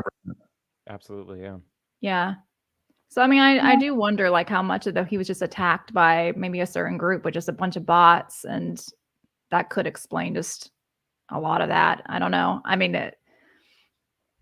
there's potential to that for sure. For sure. I think, we've seen bot attacks. We have bots on every single video that we post on the channel, comment bots and stuff. Now, those are generally used to drive interest to like an OnlyFans or something along those lines, right? But I don't know. I think this may be just pushback from folks. I'm sure there is a lot of pushback, but there are also, to be fair, there are also a lot of groups out there that will attack. Like if they'll go pretty crazy, like against pedophiles. I mean, I don't necessarily maybe have a problem with that, but there are groups out there that will organize and send people after you. So I just was unaware on YouTube if you could have the bots in that way. So it's probably a mix. How did this person, I missed the first part. How did he get all those messages? So there is a researcher that he's worked with that is, as he describes very vaguely, is an expert at getting information, right? So did some sort of scraping, some sort of data removal or retrieval to get this information. He didn't exactly say how, because I think that if he did, it would probably be, there'd be some negative implications. But the idea is that he has this data. Yeah. Okay. I would just James? be interested to see if you could, if you could filter out any of the bots, what that number would look like. I would just be curious. Mhm. I still think it would be very high and Sure. significant. Okay, James.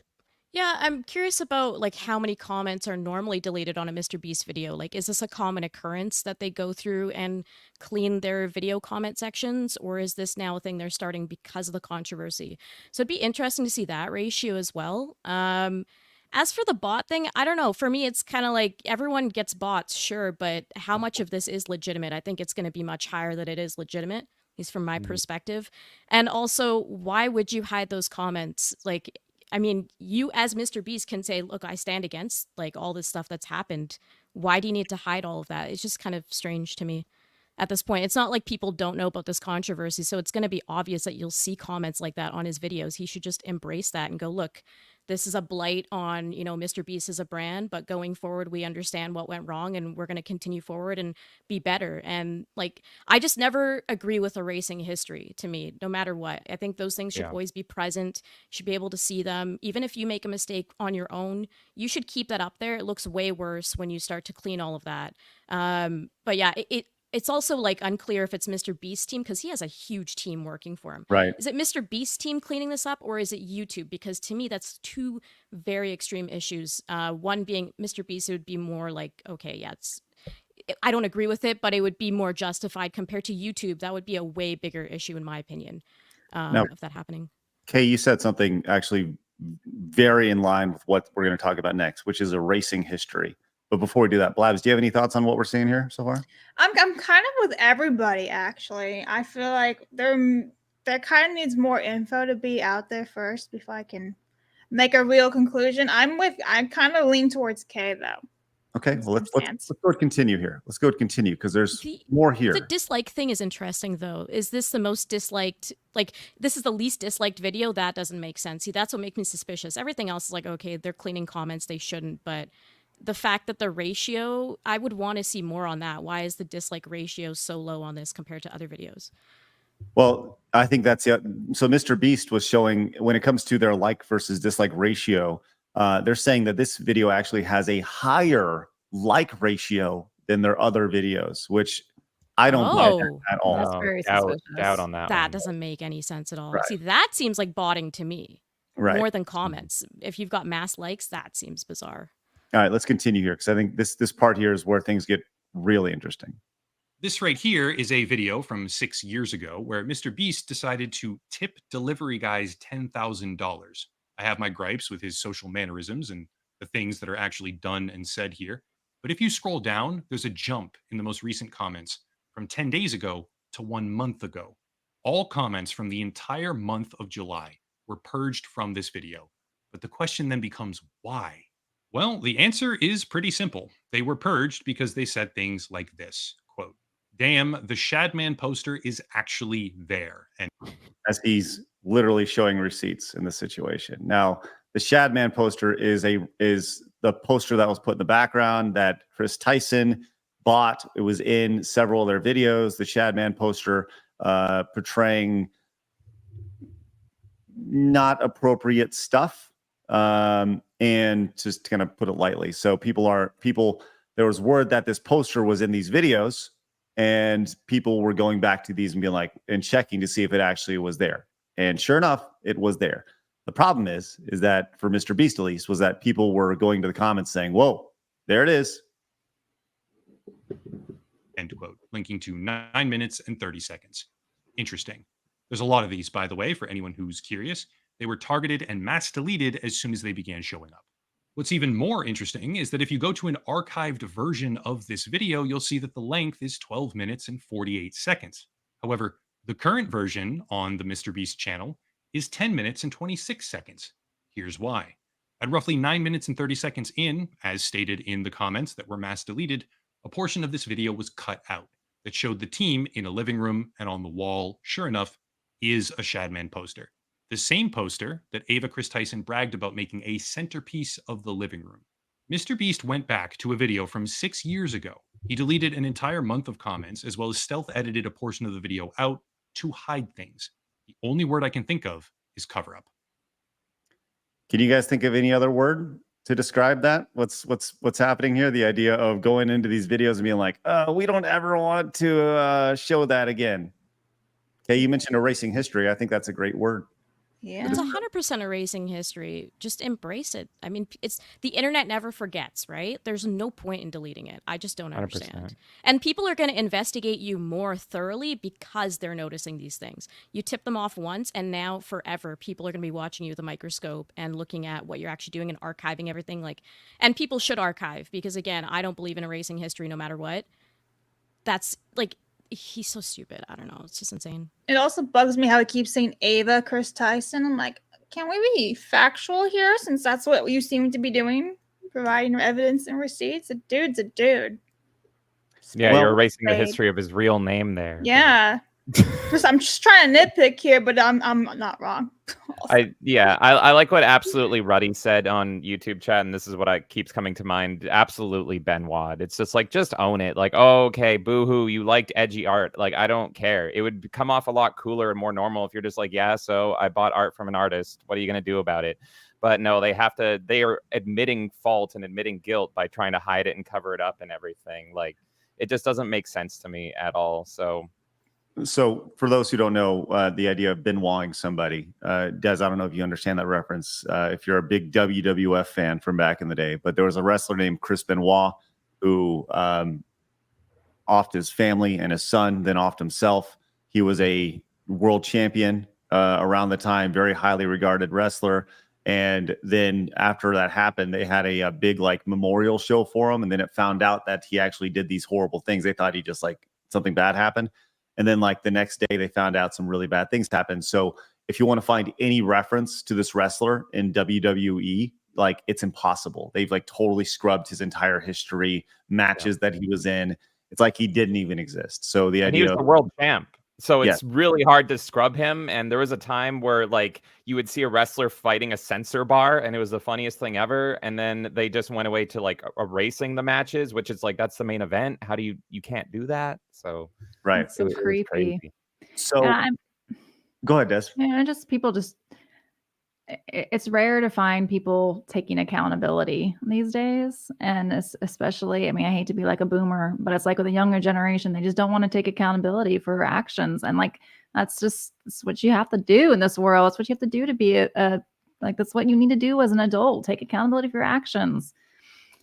I can't stand it when people just pretend things don't happen or put things off on other people. It's one of my pet peeves.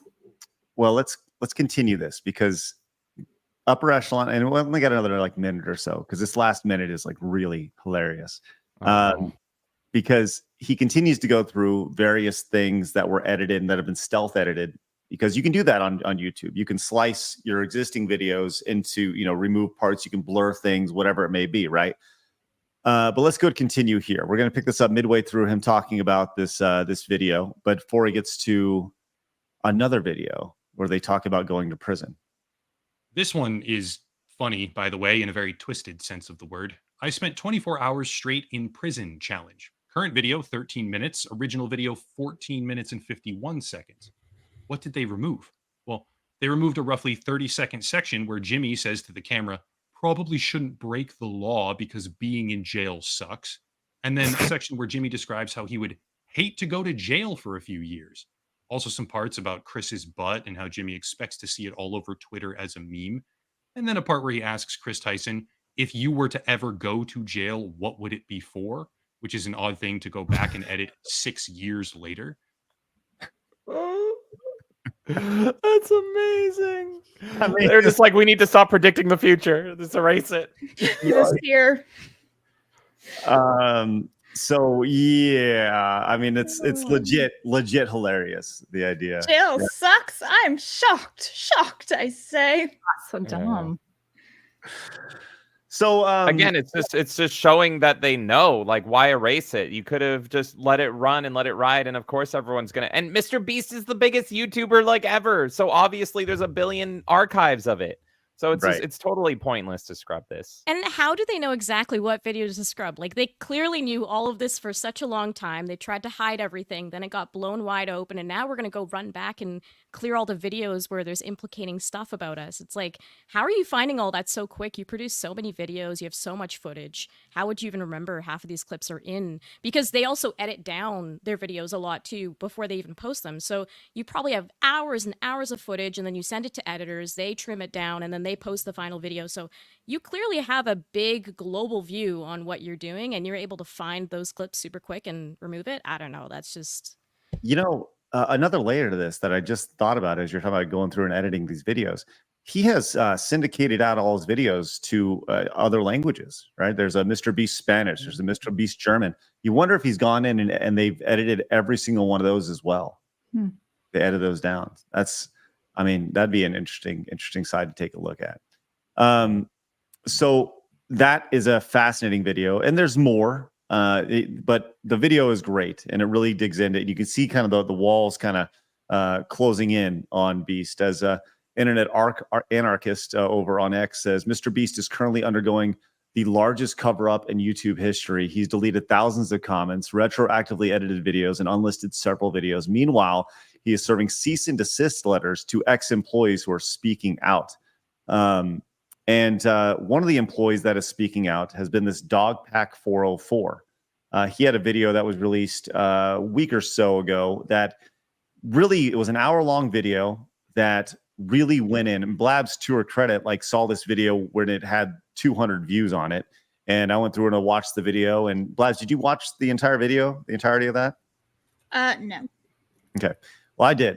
And it really went deep onto some allegations as far as work conditions, the faking of videos using CGI, the scripted nature of MrBeast videos. And to be clear, look, if you're going to create scripted content on YouTube, I don't care.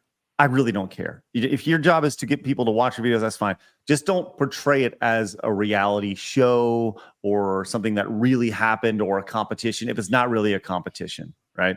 But this guy, Dogpack 404, has apparently caught the ire of MrBeast along the way, and apparently his phone number got leaked. This just got leaked, this guy. And this was a post that he had up. It says, also, my number got leaked, apparently from a MrBeast employee named Kaylee. I've getting texts from former MrBeast employees. Text I received last night claims that James wants to have private investigators start following me and looking into my family's social media accounts to find ways to discredit me. Apparently, the best narrative they have right now is that I'm a crazy drug addict, a drug-addicted MrBeast super fan that got fired for trying to, quote, steal company funds. If this text is true, I will say, MrBeast, if you want to resort to personal attacks, I'm happy to reciprocate, or just address the evidence. And he has pics of these screenshots here. This former employee talking to them. I'm texting you anonymously to let you know that I've heard James wants to hire private investigators to start following you, looking at every detail of your life. We look at this stuff, and I got to be honest. I do like to look at this and hopefully look at it skeptically, but at the same time, would anybody be really surprised if this was the case? If the biggest, most powerful YouTuber in the space was doing super shady, mega corporate things like that, like hiring a PI? Yeah. Is it the same investigators that were investigating internally to see what was actually going on too, right? He has the money to flaunt. Why wouldn't he do this? Of course he wants to protect his image, and he's relying on the idea that he's got a younger audience, and so they're going to, ignore this eventually. They're just there for the spectacle. Meanwhile, the rest of us that are a bit older who don't even watch MrBeast videos are noticing all of this and want to protect kids ultimately. And, for him, it's how much can I remove this so that everyone forgets and I can go back to doing sweepstakes and no one notices and, we're making money again. And he knows that the internet moves fast. I mean, if anyone's going to know that, it's MrBeast. So he's just riding it quickly and doing everything he can. And then he's going to hope a year from now, everything's fine.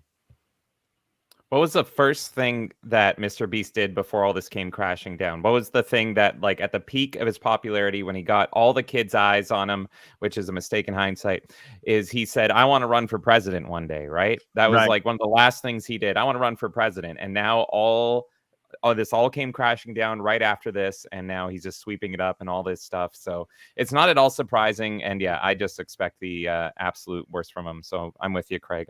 None of this surprises me. This is all totally believable coming from him. Now, Dogpack released a teaser about 12 hours ago that in 24 hours, the next video will be released. And he's been saying this all along. There's multiple parts to this. And this is, like he's at a timer 24 hours. This was 8:15 last night. Now, people have been skeptical. Says, if you're not doing this for clout or money, why have a countdown to build hype? And he said, so people can watch YouTube take the video down in real time. Right. And that's kind of the whole idea here is he's not monetizing this. Although if he had monetized it, the video, he would have made a ton of money. I think the video itself has been seen, I think 10 million times at this point. A quick glance. Is the most valuable. Here we go. He has 240,000 subscribers. The video released 2 weeks ago has 11 million views, right? And had he monetized that, I mean, geez, the math on that, that's it's tens of thousands of dollars at that point. If you're monetizing that. So we'll see, if he gets to a point to where he capitalizes on it, but he said over and over again, at least Dogpack, this guy has said that it's not for money, it's not for clout. And so it's people are like, why are you talking about this? I talk about this because it's the number one YouTuber on earth. He has an audience of children, and I think it's very much worth talking about deceptive practices. And honestly, like the shitstorm that's approached that he has walked himself into, I think it's very much worth it. So yeah, it's crazy. Any closing thoughts on that, y'all? Guess we'll have to wait and see. Yeah, we're going to wait and see what happens. And I expect the worst. There's going to be a lot more that comes out on this. It's far from over. We're in like the sequel era right now, but the trilogy is not done. So I'm ready to strap in. I'm looking forward to your coverage on this, Craig, because it is important to talk about. So yeah, I think there's going to be a lot more dirt to come out. If he's already scrubbing and hiding all this stuff, and it's related to his co-hosts, and he can just distance himself from that, what else is he hiding? There's clearly something else under that rug, and it's going to get unearthed. So can't wait to see it. Well, the next level is tonight. So I guess we'll see what happens with that, as that video is supposed to be released at around 8 o'clock tonight Central Time. We'll keep an eye out for it, and I'm sure I will certainly take a look at it. And if it's worth talking about, we will certainly dig into it. But I'll say this. You release a video with 11 million views, and it's an hour long talking about all the things. I mean, the bar's high. And we saw this with like the Twitter files back in the day, where the first Twitter files was like, oh, wow, this is crazy. And then they got to like Twitter files 18, and the momentum had pretty much died, right? You got to keep that momentum up. You got to keep trickling it out, and you got to make sure if the next story isn't like a barn burner, then you will lose people's interest really quick. And the idea here is continue to keep talking about it, because I feel like this is important stuff. So. All right, man, how crazy. There's so much we didn't even get a chance to get to today, and that makes me sad, but maybe we'll get to that some other time. With that said, we do have a lot of support today, and we got to get to some super chats. You guys have been outstanding today, and we're going to get there. With that said, Labs, could you please read out, do we have any supers for our guests today in particular? So StreamYards is doing this thing where it's not canceling out the ones that you've read for me. So let me see from the opposite end. No, I don't think so. No. Absolutely ready says the Lady Des heel turn is fire. Turning into a bad guy, Lady Des. I will say this is my origin story, and I've been normal, and then one day I'm just gonna decide to be evil. Why not? Blesses to you, Bless, Nightmare. Bless. Yes, Kay is right about cookies. I think that would be it for our guest. All right, excellent. We have this one. Who's your favorite Wolverine, Logan or Crispin? Oh, well, you got to go with the rabid, toothless aggression, baby. Yes, Benoit. Yeah. Nice. All right, awesome. So we've been doing this where we've been allowing our guests the opportunity to bounce when we read super chat. So if y'all have anything you like to, if you guys want to stick around, you're more than welcome. If you want to bounce while we get to super chats, you can bounce. It's up to you guys. So Craig, if you'll have me, you couldn't get rid of me if you tried. Sure, I have my sword. There you go. I absolutely can at any time. Des, do you want to stick or do you want to roll? Yeah, I'm fine sticking around. Okay, cool. Blabs, why don't you fire away? I am going to go take a quick potty break, and then we'll all be right back. So Blabs, fire away with some poop batters. Over on locals, Spoon Ninja sent a $1 tip saying, "Wow, I thought politics are bad, but the cookie community is nuts." You see what he did there? I do. Oh, I get. Okay, yeah, that took me a second. That's amazing. No, the cookie thing is insane. People like were rallying behind, and then people were shouting at me about peanut butter cookies. By the way, peanut butter cookies are the most amazing thing ever. They're pretty good too. Only with chocolate. Only with chocolate. Yeah. Otherwise, I it's just not. want to point out, I ended the poll on YouTube. Do you like oatmeal raisin cookies? 49% said yes, 38% said no, and then I'm a fence sitter, aka James, 12%. With We are the 12%. You fence sitters are the reason why we lost today. I just want you to know that. Thanks, chat, for being on my side, the correct side. It's a anyway, comfy locals, Spoon Ninja for $1 says Conan. Okay. All right. The now Barbarian or O'Brien? Yeah, which he one? just says Conan. That's it. Like, that's just... there's Or the nothing else. wrestler, Conan. Oh my Anyway. God, Viva la Raza! Yeah, maybe that one. Did we read this one? Carpe University, there's no war in Yes. Boston? Yes, Okay, that's yes. There was a lot that's of about long Avatar. thingy ones. StreamYards is doing the whole thing where it won't remove comments that he already read and cleared out. They're not removing from me, so it's great. Tech Support Gaming says there is no ATLB movie or war in Basing. So, okay, we read that one too, didn't we? I don't know anymore.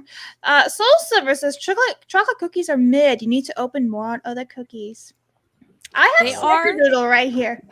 Okay, Snickerdoodle is good, and chocolate chip cookies can be mid-ish, but they're way better than oatmeal raisin, and I'm putting my flag down in that. What about the chocolate chip cookie made lovingly by your mom or your grandmammy? All right, listen here, James. I gotta get through the super chats. You can't compete with love. Go ahead. Thank you. Boog says that was a terrible explanation, Blabs. Invite both. To what are we talking about? Fractured, not fractured. Curse Farms? Is that what it is in Pirate? I did my very bestest. Mo says, here's $2 more since I got my money's worth. Thank you. Professional Savage Dad, oatmeal cinnamon apple cookies for the win. I don't think I've ever had that before. No. Good taste. Very That specific. actually sounds pretty good. I gotta does say. sound good, but it's always specific. No raisin. I am advocating to remove fruits from cookies. Get them out of here. Get rid of Hey, the that's fruit. the wrong opinion to have. Dan says, I had 3 McMuffin with eggs, 4 breakfast burritos, and a Coke. I feel fat. Well, that would explain It's like what you ate. That's a lot. That's a movie Cultivating Bob mass. challenge there. Holy moly. Aurelius says, The Running Man. You need to Thank see it. You both need to see it. Crippled Head says, Blast, please go watch True Lies. Just close your eyes when Jamie Lee Curtis is on screen. Chris B says, there's literally no movie that is more minute-to-minute entertaining than Commando. Arnold movies are better than all those things Blabs mentioned. I literally mentioned like almost all the pop culture of the last like 40 years. But okay. And Arnold movies are better than all of it. That Reeve guy says Halo is mid. That is all. Ooh, It those are is. fighting words. It is now. It was peak, and then it became trash. Therefore, it equalizes to I don't mid. know. Lots of Halo fanboys who will come and knock on your door and say, "Excuse me." It was peak. Nerdy Neo says Kay and I will ride into battle together about cookies. Just The you two one alone, rare then. thing we agree on, by the way. The worthy one says, "Here's hoping, bam, Marjora can stay clean now." Yep, former jackass dude. Yep. Zuckerbox says, breaking news, a disturbing case of Lebanon has revealed that a gang, including a well-known TikTok influencer, used the platform to lure minors into sexual exploitation. Listen, I already saw my fair thing this morning of that guy on Kick, and I want to castrate him. Like, I'm enough. I hate this. Dan Eva Robot says, I was at a foods class in high school and made us watch Super Size Me. Yeah, I watched it in like the 7th or 8th grade. Same. A teacher forced me to watch it. All of us immediately got McDonald's just to mog on her. It was the best. Howdy, folks. Gaming Tech says, first time watching live, but what kind of sociopath used Streamlabs over normal OBS Studio? Also, yes, watch the animated Last Airbender. Well, thank you for watching live. And literally everybody I know uses StreamYards to stream with friends and everything. I didn't even know you could do OBS like with people. Yes, that there is the opportunity to do like OBS does have a StreamYard like product, but I'm waiting for Rumble Studio to get to a good place because I think that they're tremendous opportunities. It'll take a while. It is going to take a while for sure. Crazy, hi Crazy says James, please say, put that cookie down now. Your wife's cookies are out of this world. Best movie, best Christmas movie. Crazy says, also, Craig, if you come back to Orlando and go to Arcade Monsters, it has a lot of retro games to current. Gamer's paradise. You know, I talked about the arcade tour. I think it'd be real interesting to do. If anybody has any like local arcades like that, tweet them at me. Maybe it's something that we can actually like talk about doing. I think that'd be really, really fun. Have to, raise a little bit of money to do that, but I think it's something that could be done. There are a lot of like arcade bar combos too, which are pretty fun. Oh, over on locals, Spoon Ninja comes back and says, see, they went mental at the mention of cookies. And then Conan the Barbarian, you're welcome, Spoon. Hashtag Team Coco. Okay, so we've got that answered now. Master Gawa says, as a normal man, I can say cess between women is fine, especially if it's twin sis. No, you can't, Master Gawa. You keep having the weird-ass takes. I mean, you like having your girlfriend's nudes on Rumble for the world to see, like... Wait, what? Yes, this is Master Gawa. Remember when Cliffy B's games were about gender-neutral restrooms? Yes. Pepperidge Farm remembers. Anyway, Yoki, speaking of cookies, circle back. Yoki says, watch the hot sauce video. The best part was Blabs laughing like a murder gremlin. Hilarious. Yes, I like watching Craig suffer. It makes me happy. Rembrandt says, UC Davis had a great bowling alley and a great arcade with Marvel vs. Capcom, but too many families used it, so they closed it. Wait, too many people used the arcade, so they shut it down? Maybe they worn it down and abused it or something. Okay. Yeah, if you don't take care of the arcades, they can go quick, that's for sure. Absolutely. Rudy says, my dad used to drop me off at the arcade while he went drinking. Him slurring his words while arguing with the staff are some of my fondest memories.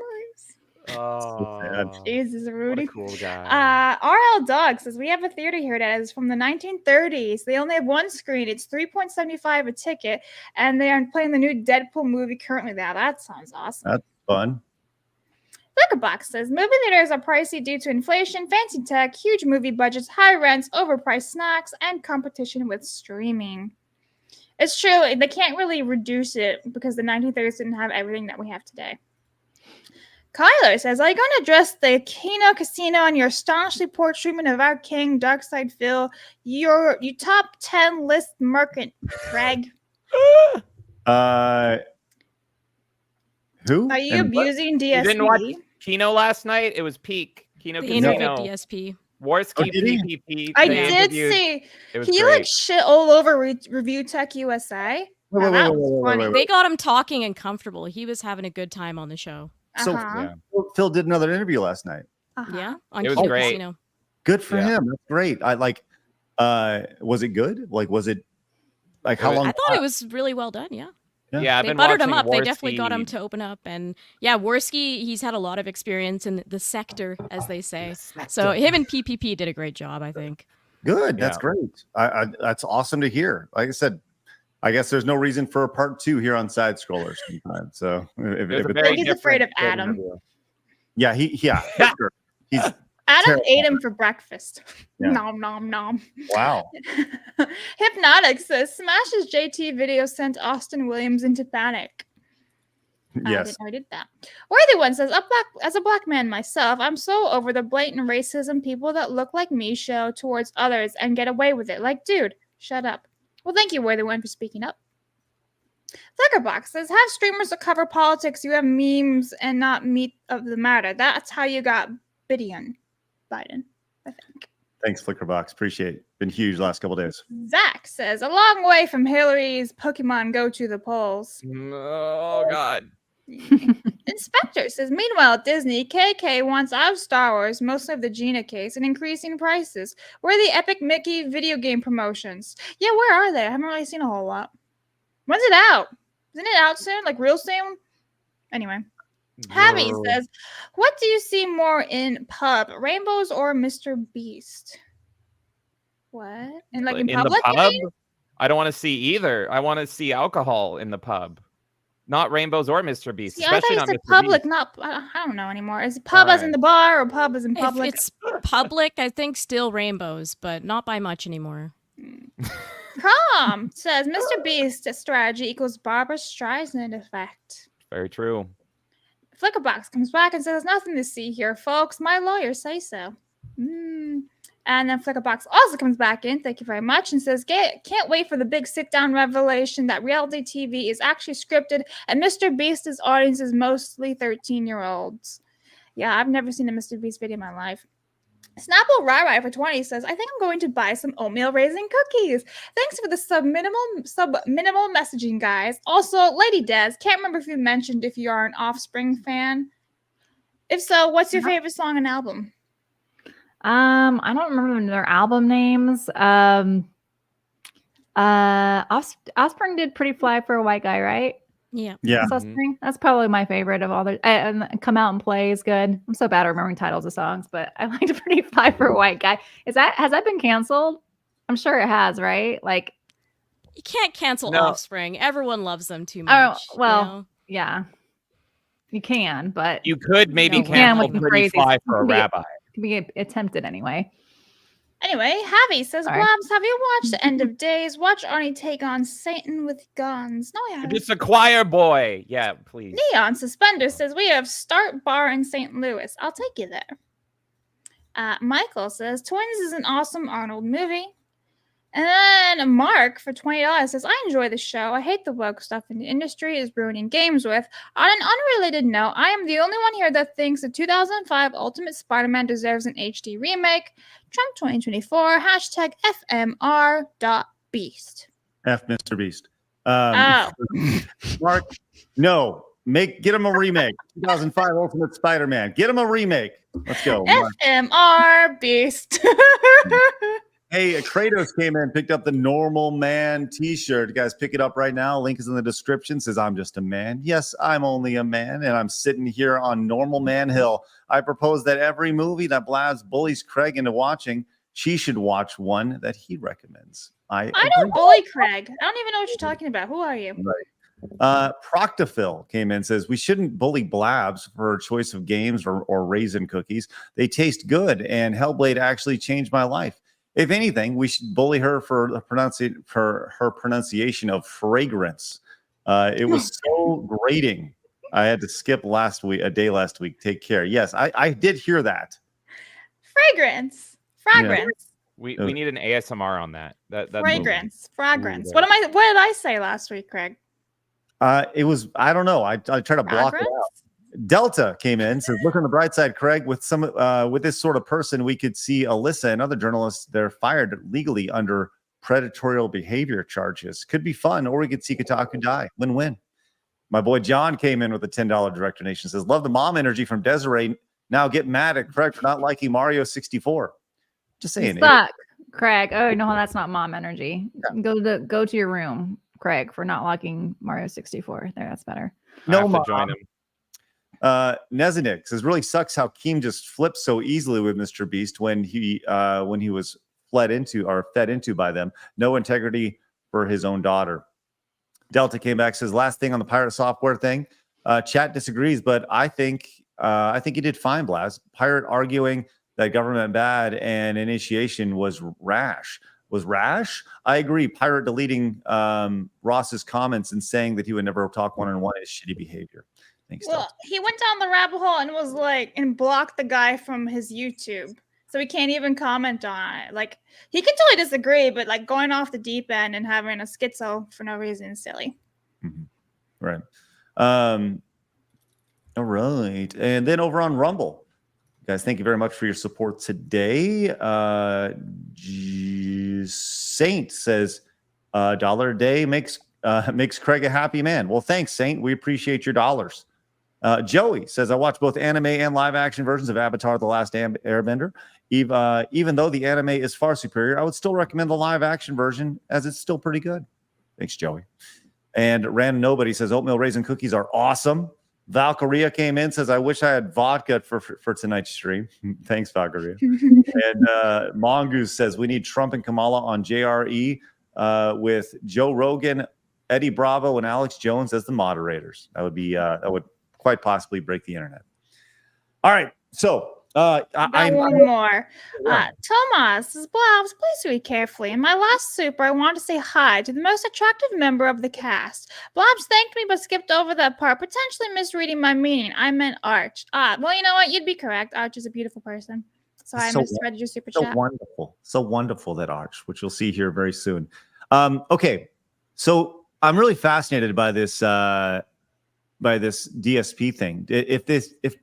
If we were mentioned in it, can somebody send me clips? I'm going to put a tweet out about that because I'm really intrigued that we were mentioned in it. So, but good for I him. don't think Full transparency, you guys were mentioned in it. I just want to make that Yeah, clear. one time PPP pretty much said we're not doing the side scrollers thing because it was more of like a hanging out, figuring out kind of thing instead of addressing like the allegations with him. So it was a very different style of interview.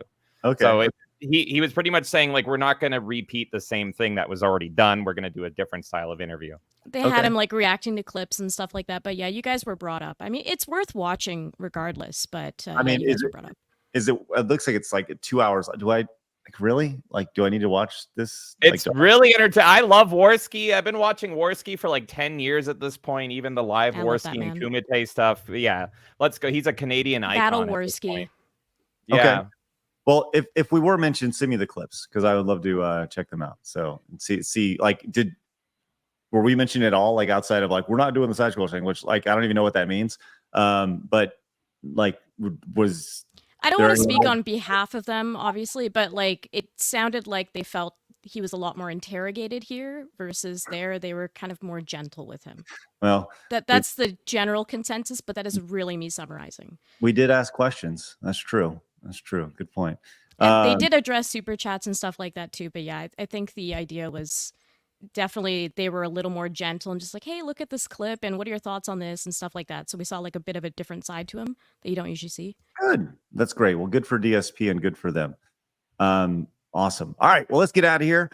You guys can find, Des, tell everybody where they can find you real quick and what you do because you've been kicking ass over there on Kick. I'm on Kick. I am also restreaming to YouTube, Twitter, X, and Twitch as Lady Desiree. And I play the piano and sometimes I talk. All right. Way to sell it. and Kay, James, tell everybody where they can find you guys, obviously. All right. Well, everybody, we are Melee Games together. We talk about all things gaming. I have two things to shill here real quick. This Friday is the Melee Town Square, which you're all invited on. All you got to do is be in our Discord and let us know you want to be on it. And we're celebrating Sexy Babe Summer Month over here on Melee Games. So you can come on the show and talk about your favorite video game waifus, show off all those figures that you've been ashamed to show off, and just debate and fight over girls. And I have an exclusive for you, Craig. I have an exclusive. I haven't told anyone on the internet about this yet, but our biggest stream ever is going to be September 2nd, and I'm going to announce it right now. It is the Nintendo World Championships Melee Edition. We have gathered the best players that we know, and we're going to bring them all into the Melee Game studio here, and we're going to make them compete for that golden star, and we're going to run them through the course and the ringer. So Nintendo World Championship Melee Edition, September 2nd, and come talk about waifus with us this Friday.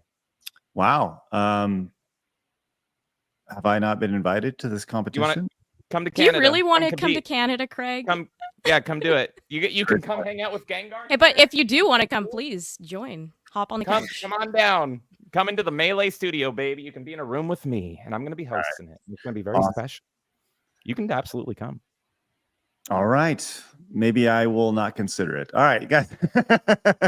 No, maybe I will. Of course I'll consider it. All right, let's get out of here, guys. Thank you very much for tuning in. Genuinely appreciate you guys popping in, being a part of our life, allowing us to be a part of yours. We'll be back tomorrow, back when we're at it again, Monday through Friday at 11 a.m. Central Time, kicking ass on a day-to-day basis. But until then, make sure you check out everybody. Links are down below. You can find Blabs over on her channel. Link is down below as well. And remember, people are going to try to keep you down. Don't let them. You guys got a goal. Go get it. Have a great rest of your day, guys. See you tomorrow. Bye-bye.